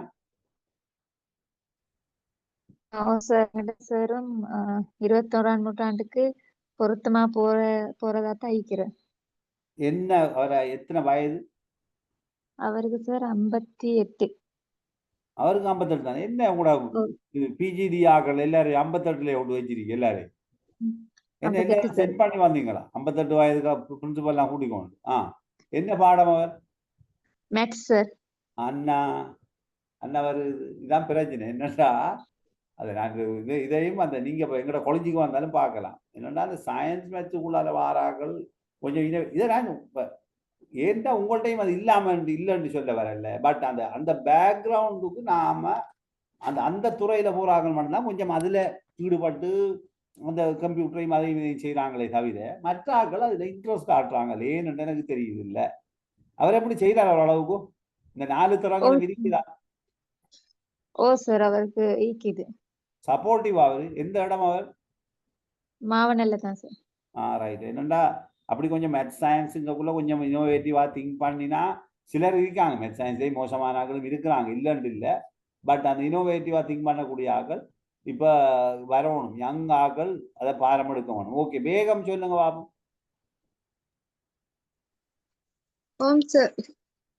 பிரின்சிபல் எத்தனை வயது? முதல் வயது 55 சார். 50. ஐயோ, எல்லாம் 50+. என்ன அநியாயம் இது! சே, இது பாரிய ஏதோ ஒரு பிரச்சனை ஒன்று இருக்குது. உங்களோட முழு பேரையும் வந்து நேரடி அழைச்சி ஒரு செமினார் வைக்கணும். என்ன பிரச்சனை? நீங்க முழு பேரும் 50க்கு மேற்பட்ட அதிபர் உள்ள பாடசாலை இருக்கிறீங்க. பட் லக்கியஸ்டா என்று ஒன்று சொல்லுவேன் நான். எனக்கு தெரியும். அவங்கள எப்படி அதிபர் சொல்லுங்க. அவரும் 21ஆம் நூற்றாண்டுக்கு ஏத்த மாதிரி தான் சார் போறாரு. என்ன பாடம்? அவர் ஆர்ட்ஸ். ஆர்ட்ஸ்னா என்ன பாடம் படிச்சுக்கிறார்? Political maths. பொலிட்டிக்கலும் படிப்புறாரு சார். சம்டைம் மேத்ஸும் எடுக்கிறாரு. இல்ல அவர் ஏ லெவல் என்ன? ஏ லெவல் வந்து பொலிட்டிக்கல் சயின்ஸ் படிச்சவர். ஓ, கிராஜுவேட் அவரு. ஓ சார், கிராஜுவேட். அதான் அது ரைட். இப்ப நீங்க அதை கொஞ்சம் இன்னொரு படி தாண்டி யோசிச்சீங்கன்னா, இப்ப நான் அடுத்த பாயிண்ட்டுக்கு வரேன். ஒரு கிராஜுவேட்டும் ஒரு ட்ரெயின் டீச்சரையும் யோசிச்சு பார்த்தீங்கன்னா கொஞ்சம் வித்தியாசமா இருக்கு. சரியா? அடுத்த கட்டத்துக்கு வாருங்க. அந்த பட்டதாரிங்கிற நேரம் வர விஷயம். Okay, right. அதையும் நீங்க போட்டு பார்த்துக்கணும். உங்களுக்கு சொல்ற விஷயங்கள் நீங்க இதுல பொருத்தி பார்க்கணும். நீங்க உங்களுக்கு அனுபவம் இல்லை போல இருக்கு. சிக்கலான அதிகரித்த மாட்டி நல்ல அதிகரித்த மாட்டுக்கு எல்லாரும் கொஞ்சம் சந்தோஷமா இருக்கிறாப்புல தெரியுது. ஓகே, அடுத்தது இர்ஃபானோட நிலைமை என்ன? 21ஆம் நூற்றாண்டுக்குரிய அதிபர் தான் சார். ஒரு 42 வயசு மட்டும் சரியா வயசு தெரியா. என்ன பாடம்? அவர் இங்கிலீஷ் ட்ரெயின்டா, பிபிஏ எக்ஸ்டர்னல் இருக்கிற போல பிரின்சிபல் சேவிஸ் இப்ப கிட்டத்துல எழுதி இங்கிலீஷ் ஆக்களும் கொஞ்சம் செய்வாங்க. இங்கிலீஷும் இனோவேட்டிவா இருப்பாங்க. பொதுவா கொஞ்சம் அந்த இங்கிலீஷ் எக்ஸ்போசர்ல இருக்கிறாங்க. நான் சொல்றதுல பார்த்து கொள்ளுங்க. கொஞ்சம் 21ஆம் நூற்றாண்டு கொஞ்சம் பரவாயில்ல. ஓகே, அவர் மேனேஜபிளா? பிரச்சனை இல்லை. எல்லாரும் கொலபரேட்டிவ் கம்யூனிகேஷன் மேம்படுத்துற ஒத்துழைக்கிற எல்லாம் இருக்குது. Okay, very good, well done. Nifra sir, 21ஆம் நூற்றாண்டுக்கு நான் எங்கட அதிபரை பொறுத்தவரை பொருத்தம் இல்லை என்று நினைக்கிறேன். எந்த என்ன அவர் இடம்? அவர் எங்க இருக்காரு? எந்த இடம் அவர்? நிக்கவரத்திய தான், இங்க ஊருக்கு தான். என்ன குவாலிஃபிகேஷன்? என்ன குவாலிஃபிகேஷன்? இந்த மௌலவி அப்பாயின்மெண்ட், ஜனசேவி முந்தி கொடுத்த அந்த அப்பாயின்மெண்ட். இப்ப நல்ல எனக்கு சந்தோஷமா இருக்கு. என்னண்டா, ஓகே, ஃபைன் ஃபைன். சொல்லுங்க நிஃப்ரா சொல்லுங்க. Right, come come come come சொல்லுங்க. அந்த தலைமைத்துவம் வந்து எப்படின்னா ஒரு நிலையானது இல்ல. அப்படின்னா இப்போ ஒரு இரகசியம் பேணிய தன்மை இல்ல. அடுத்தது அந்த புதிய டெக்னாலஜியில யூஸ் பண்ண தெரியா. இப்போ மற்ற டீச்சர்ஸ் மாதிரி இப்போ ஐடியாஸ் என்னாலும் அந்த ஐடியாவை நடைமுறைப்படுத்துறதுக்கு கொஞ்சம் சிக்கலா இருக்கு அவருக்கு. அப்படி இப்ப நீங்களே முடிவு. நான் இது ஒரு ஆன்லைன் ரெக்கார்டிங் போகுது. நான் இது சம்பந்தமாக ஒன்றும் கமெண்ட் பண்ணல. நீங்க நான் சொன்ன விஷயத்தை வச்சு நீங்க முடிவு எடுத்துக்கொள்ளுங்க. ஓகே இது சார். இதுக்குரிய களம் இல்லை. இது ஓ ஒரு இது பேசுறதுக்கு உண்மையா உரிய களம் இல்லை, மன்னிக்க வேண்டும். மிக ஓ கசப்பான விஷயங்கள் அதுல இருக்குது. இந்த சொன்னதுல நீங்க விளங்கி கொள்ளுங்க. விளங்குதா? ஓம் ஓம் சார். ஓ எல்லாருக்கும் விளங்கி கொண்டீங்களா? நான் சொல்றது ஆழமா யோசிக்கிறீங்களா? ஓ சார். ஓகே. இதுல நிறைய சிக்கல் இருக்குதுமா, கதைக்கு இயலாது. என்னடா இதான் எங்களோட பிரச்சனை தான். Right, okay, we'll talk later. Right, சொல்லுங்க. இதுதான் அந்த கவலைக்குரிய விஷயம். நான் டெய்லி கவலைப்பட்டு கொண்டிருக்கிற பெரிய ஒரு விஷயம் இதுதான். என்னடா எங்களோட சமூகம். ரைட், ஓகே, அது ஒரு பெரிய பிரச்சனையான விஷயம். என்னடா இந்த நாட்டில் அதிபர் தெரிவும் இந்த ஜனசபைய தெரிவும் இதுவும் இன்றைக்கு எங்களுக்கு ஒரு சாபக்கேடு. இப்போ ஒரு கிராஜுவேட் ஒரு ஒரு ஒரு நல்ல பேக்ரவுண்ட்ல வந்த ஒரு ஆளை அதிபராக்குறது ஓகே. பட் ஆனா ஒரு பின்னணி இல்லாத, பாடசாலையில கற்பிக்காத, கற்றல் கற்பித்தல ஈடுபடாத ஒரு ஆளை 3 மணித்தால எக்ஸாம் வச்சு அதிபராக்குறத நீங்க ஏற்றுக்கொள்றீங்களான்றது எனக்கு தெரியா. நான் கடைசி வரைக்கும் ஏற்றுக்கொள்ள மாட்டேன். உலகத்துல எங்கேயுமே இல்லாத ஒரு நியமம் அது. ரைட்.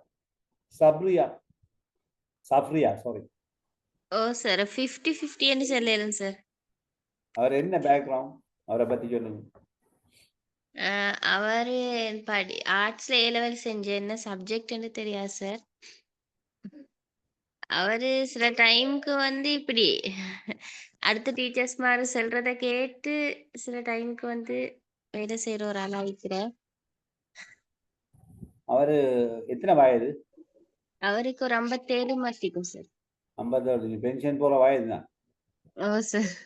ஆளை பென்ஷன் அனுப்பிடலாத பார்த்து கட்சி வரவா. நான் வந்து உங்களோட ஸ்கூலை சொன்னா வந்து ஒரு மாதிரி ஆளை ஒரு ஷேப் பண்ணி அனுப்பிவிடலாதா? தெரியும் சார்.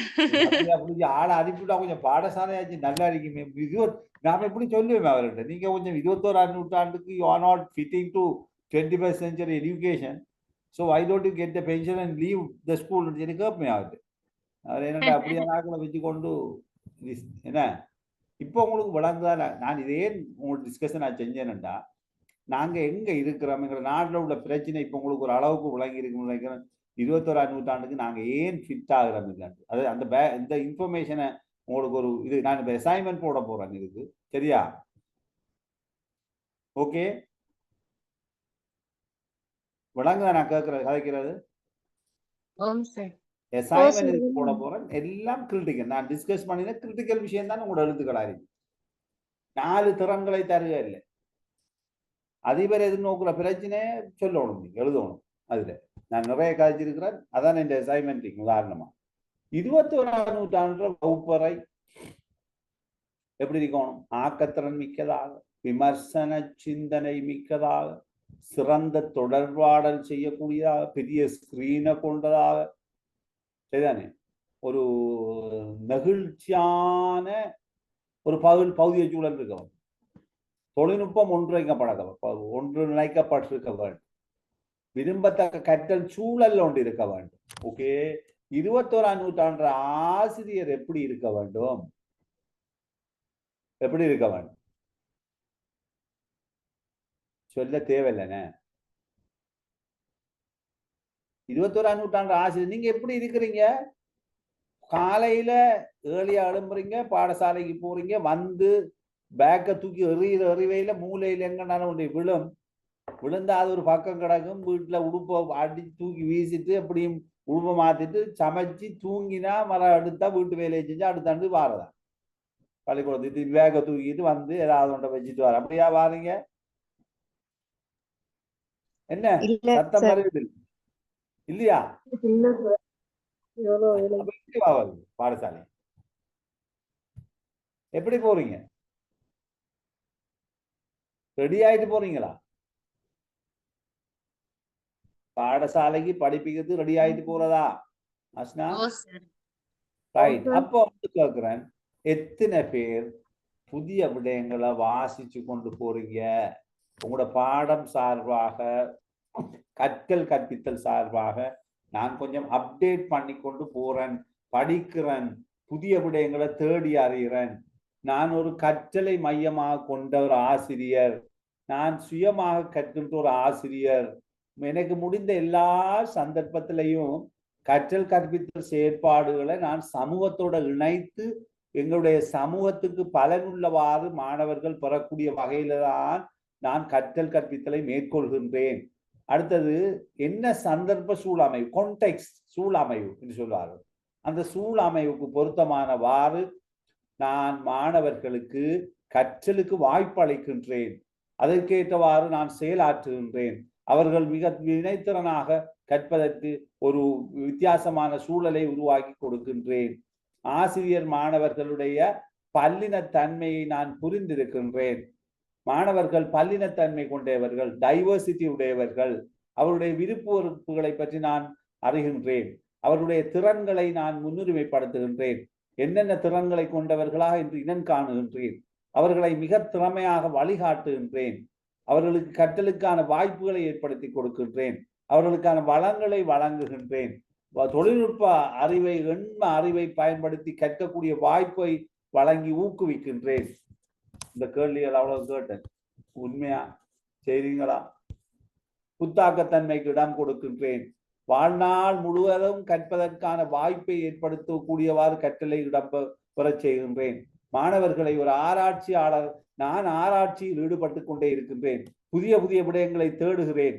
ஒவ்வொரு நாளும் என்னை நான் ஆய்வு செய்கிறேன், தேடுகிறேன். புதிய ஆராய்ச்சிகள் மூலம் மாணவர்களுக்கு கற்பித்தலுக்கான புதிய வழிமுறைகளை கண்டுபிடிக்கக்கூடிய விடயங்களை நான் தேடிக்கொண்டிருக்கிறேன். குழுக்களுக்கு நான் சிறந்த தலைமைத்துவத்தை வழங்குகின்றேன். ஒவ்வொரு கலாச்சாரம், மல்டி கல்ச்சரலிசம், பல்கலாச்சார நிகழ்வுகளுக்கு நான் நெகிழ்த்தன்மையுடையவனாக இருக்கின்றேன். எல்லா இனத்தவர் சமயத்தவருக்கும் இடையில் சிறந்த தொடர்பை ஏற்படுத்தி மாணவர்களை ஒன்றாக கவனிக்கின்ற நல்ல மனப்பாங்குடையவராக இருக்கின்றேன். நான் ஒரு ரோல் மாடலாக இருக்கின்றேன், ஒரு முன்மாதிரியாக என்னை பார்த்து ஏனைய மாணவர்கள் பின்பற்றக்கூடிய நிலைக்குடையவராக நான் இருக்கின்றேன். சரிதானே? நான் ஒரு முன்மாதிரியான நபராக இருக்கின்றேன். எந்த ஒரு சூழ்நிலையிலும் நான் ஏற்றுக்கொள்ளக்கூடிய எந்த பிரச்சனையையும் ஏற்றுக்கொண்டு அதற்கு தீர்வு வழங்குவனாக இருக்கின்றேன் போன்ற சிறந்த நற்பண்புகள் என்னிடத்துல இருக்கிறது. இருக்குதா இல்லையா? உங்கள்கிட்ட இருக்குதா? பட்டாசுன்னு சொல்லணும். இல்ல, அறவே இல்ல, இல்ல இருக்கிறது, ஓரளவு இருக்கிறது. என்ன விடை? இருக்குது. எத்தனை ருஷ்னியா எவ்வளவு போடலாம்? அஸ்னா எத்தனை பெர்சன்டேஜ் போடுவோம்? சரி, அஸ்னாக்கு எத்தனை பெர்சன்டேஜ் ஆசிரியர்? மிக தலை சிறந்த ஆசிரியராக இருக்கிறேன். எவ்வளவு அஸ்னா? உங்களுக்கு எத்தனை மார்க்ஸ் போடுவோம்? நீங்க போடுற நான் சொன்ன விஷயம் நம்ம எவ்வளவு உங்களுக்கு முன்னேறணும்? என்ன பொறுத்தவரையில இன்னும் 30% 30%. Very good. ரைட். பாப்பா நான் கொஞ்சம் சொல்றேன். ருஷ்னியா எத்தனை வீதம் இன்னும் முன்னேறணும்? நானும் சார் இப்ப இருக்கிற தரத்துல ஒரு 70% மட்டும் இருக்குது. இன்னும் 30% மட்டும் முன்னேறணும் முடிக்கிறேன். ரைட். ஓகே. வேகம், நான் அதுக்கு காரணம் கேட்கறது. வேகம் எத்தனை வீதம்? உங்களோட நிலைமை எத்தனை வீதம் 21ஆம் நூற்றாண்டு? ஒரு 50% போல சார். நாங்க இப்ப இருக்கிற தற்போதைய நிலைமைக்கு. Very good. இர்ஃபானா? ஒரு 70% சார். 70 ஒரு ஆள் 70 சொன்னானே, நாங்கள் 70 போட்டுட்டா எங்கட பிரச்சனை முடிஞ்சு. ஓகே, ஃபைன், நாங்க தப்பிக்கலாம். ஏன் நாங்க தருமாறுவான். என்ன நிஃப்ரா எத்தனை வீதம்? சார் நான் ஒரு 90% நிக்கணும். ஒரு 10% மாதிரி கூடணும். அப்ப இப்ப நீங்க அந்த அளவுக்கு மேக்சிமம் கற்பிக்கிறீங்க? ஓம் சார், நான் மேக்சிமம் ட்ரை பண்ணேன். எனக்கு அந்த துறை புதுசு தானே சார், அதால நான் இன்னும் புதுசா தேடி இதுண்டு தேடுறீங்க, நிறைய தேடுறீங்க. ஓம் சார், அடுத்த அக்கள்கிட்ட கேட்டு இதுண்டு படிச்சு. Okay okay, fine fine, excellent. சஃப்ரியா? 60-65% மட்டும் இருக்கு வெரி சார். குட். ரைட். என்னன்னா உங்களோட ஜெனுவின்னஸை நான் வாழ்த்துகிறேன், பாராட்டுகிறேன். என்னன்னா நீங்க உங்களோட பெர்சன்டேஜ் ஒன்று சொன்னீங்களே, இப்போ நீங்க தேடுற என்னப்பா நிஃப்ரா சொன்னா நான் தேடுகிறேன் ஒரு 10% நிறைய தேடுறது. மொமெண்டாக்கள் 65% சொன்னாங்க. உண்மையிலே 60%, 50% நீங்க இருக்கிற நீங்க 50% நீங்க உங்களை மாற்றி அமைத்து கொண்டு போறதுக்கு என்ன செய்யணுங்கிற நான் சொன்ன விஷயங்கள் அப்படி நோட்ஸ் அனுப்பினா நீங்க அதை பார்த்து மாற்றி கொள்ள வேண்டும். அதே நேரம் உங்களை அப்டேட் பண்ணி கொள்ள வேண்டும். ஒரு குறிப்பிட்ட நேரம் வாழ்க்கையில ஒரு பெரிய உண்மையை சொல்ல போகிறேன். நேரம் வரும் என்று காத்திருக்க வேண்டாம்.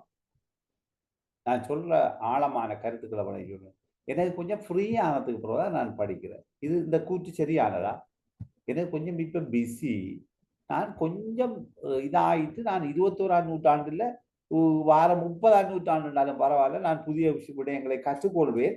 ஆனால் எனக்கு இன்னும் ஒரு கொஞ்சம் காலம் போக வேண்டும் அப்படின்னு சொல்றது பொருத்தமா? இல்ல சார், பொருத்தமில்லாத ஒரு கூற்று. மரணிக்கும் வரையிலே டைம் கிடைக்காது. அதாவது நீங்கள் சோம்பேறிகளாக இன்டர்நேஷனல் சோம்பேறி அசோசியேஷன் ISA தான் சொல்லுவாங்க. இன் சர்வீஸ் அட்வைசரி சொல்ல இன்டர்நேஷனல் சோம்பேறி அசோசியேஷன் மெம்பர்ஸ் அதான் சொல்லுவாங்க. அது மாதிரி வாழ்க்கையில நீங்க சோம்பேறிகளாக இருந்தால் ஒரு நாளும் நீங்க டைம் கிடைக்காது. நீங்க வேலையோடு வேலையாக உங்களுடைய குடும்ப வாழ்க்கை, முழு பேரும் குடும்பஸ்தர்கள். உங்களுடைய எனக்கு மைக் ஓன் பண்ணணும்னு தெரியுது, நீங்க எவ்வளவு கஷ்டத்தின் மத்தியில் உண்மையிலே பாராட்டணும் உங்களை. என்னண்டா இந்த டைம் உங்களோட பிள்ளைகளை கவனிக்கிற நேரம், நீங்க உண்மையா அந்த கற்கிறீங்களே அது பெரிய விடயம். ஏனென்றால் இப்ப நீங்க உண்மையா போய் சில இடங்களுக்கு விசிட் பண்ணி நேரடி லெக்சர்ஸுக்கு போய் கற்கிறத விட வீட்டில் இருந்து கற்கிற பெட்டர். பட் எனிவே உங்களோட ஃபேமிலி பிள்ளைகளை நீங்க கவனிச்சு கொள்ளக்கூடிய வயசுல எல்லாரும் இருக்கிறீங்க. உங்களோட வீட்டில் உள்ள உங்களோட குடும்பத்தர்களை நீங்க சமைக்க வேண்டும், பாடசாலைக்கு நாளைக்கு செல்றதுக்கு தயாராக வேண்டும். அப்ப இந்த நிலையில நீங்க கற்கிறங்கிறது பெரிய விஷயம். பட் அதோட சேர்த்து ஏதாவது ஒரு நேரத்தை ஒதுக்கி கொள்ளுங்க. ஒன்று பாடசாலையிலே ஆயினும் சரி, இந்த ஒப்பதூப என்னது என்ன சொல்ற தமிழ்ல, அலாய் பலாயா,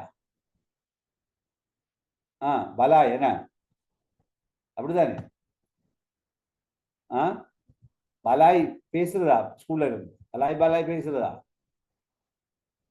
ருஷ்னியா என்ன சத்தம் இல்ல? ஸ்டாஃப் ரூம்ல இருந்து பேசுறல அவரு? அஸ்னா பேகம் அந்த நாங்க அத அந்த டைம உண்மைக்குமே மனச்சாட்சிப்படி மனச்சாட்சிப்படி தேவையற்ற விடயங்களை தவித்து கொண்டா கொஞ்சம் கூட படிக்க வாய்ப்பு கிடைக்குமா?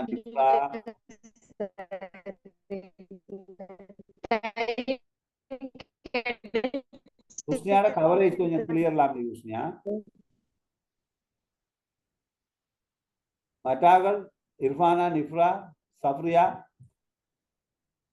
பேசுறோம் சார். நாங்க அத கொஞ்சம் குறைச்சா கொஞ்சம் கூட ஒர்க் பண்ணலாம் அப்படி ஃபீல் பண்றீங்களா?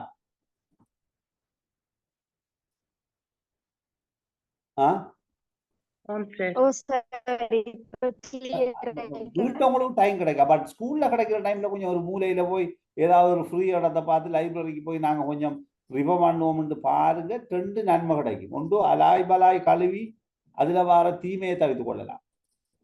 அடுத்தது நான் உட்பட நீங்க உட்பட இதுகளை பேசிக்கொள்றதால அதிபர பிரச்சனைய, ஒரு ஆசிரியர் பிரச்சனைய, ஏனைய பலாய்களை கழுவுறதால நன்மை கிடைக்குமா? ஏதாவது மாற்றங்கள் வருமா?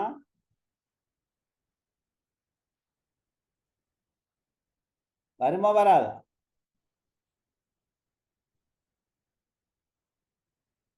மாற்றங்கள் வருமா? சமூகத்துல மாற்றம் வருமா? நாங்க ஒரு ஆளை பத்தி கதைச்சு இல்ல சார்.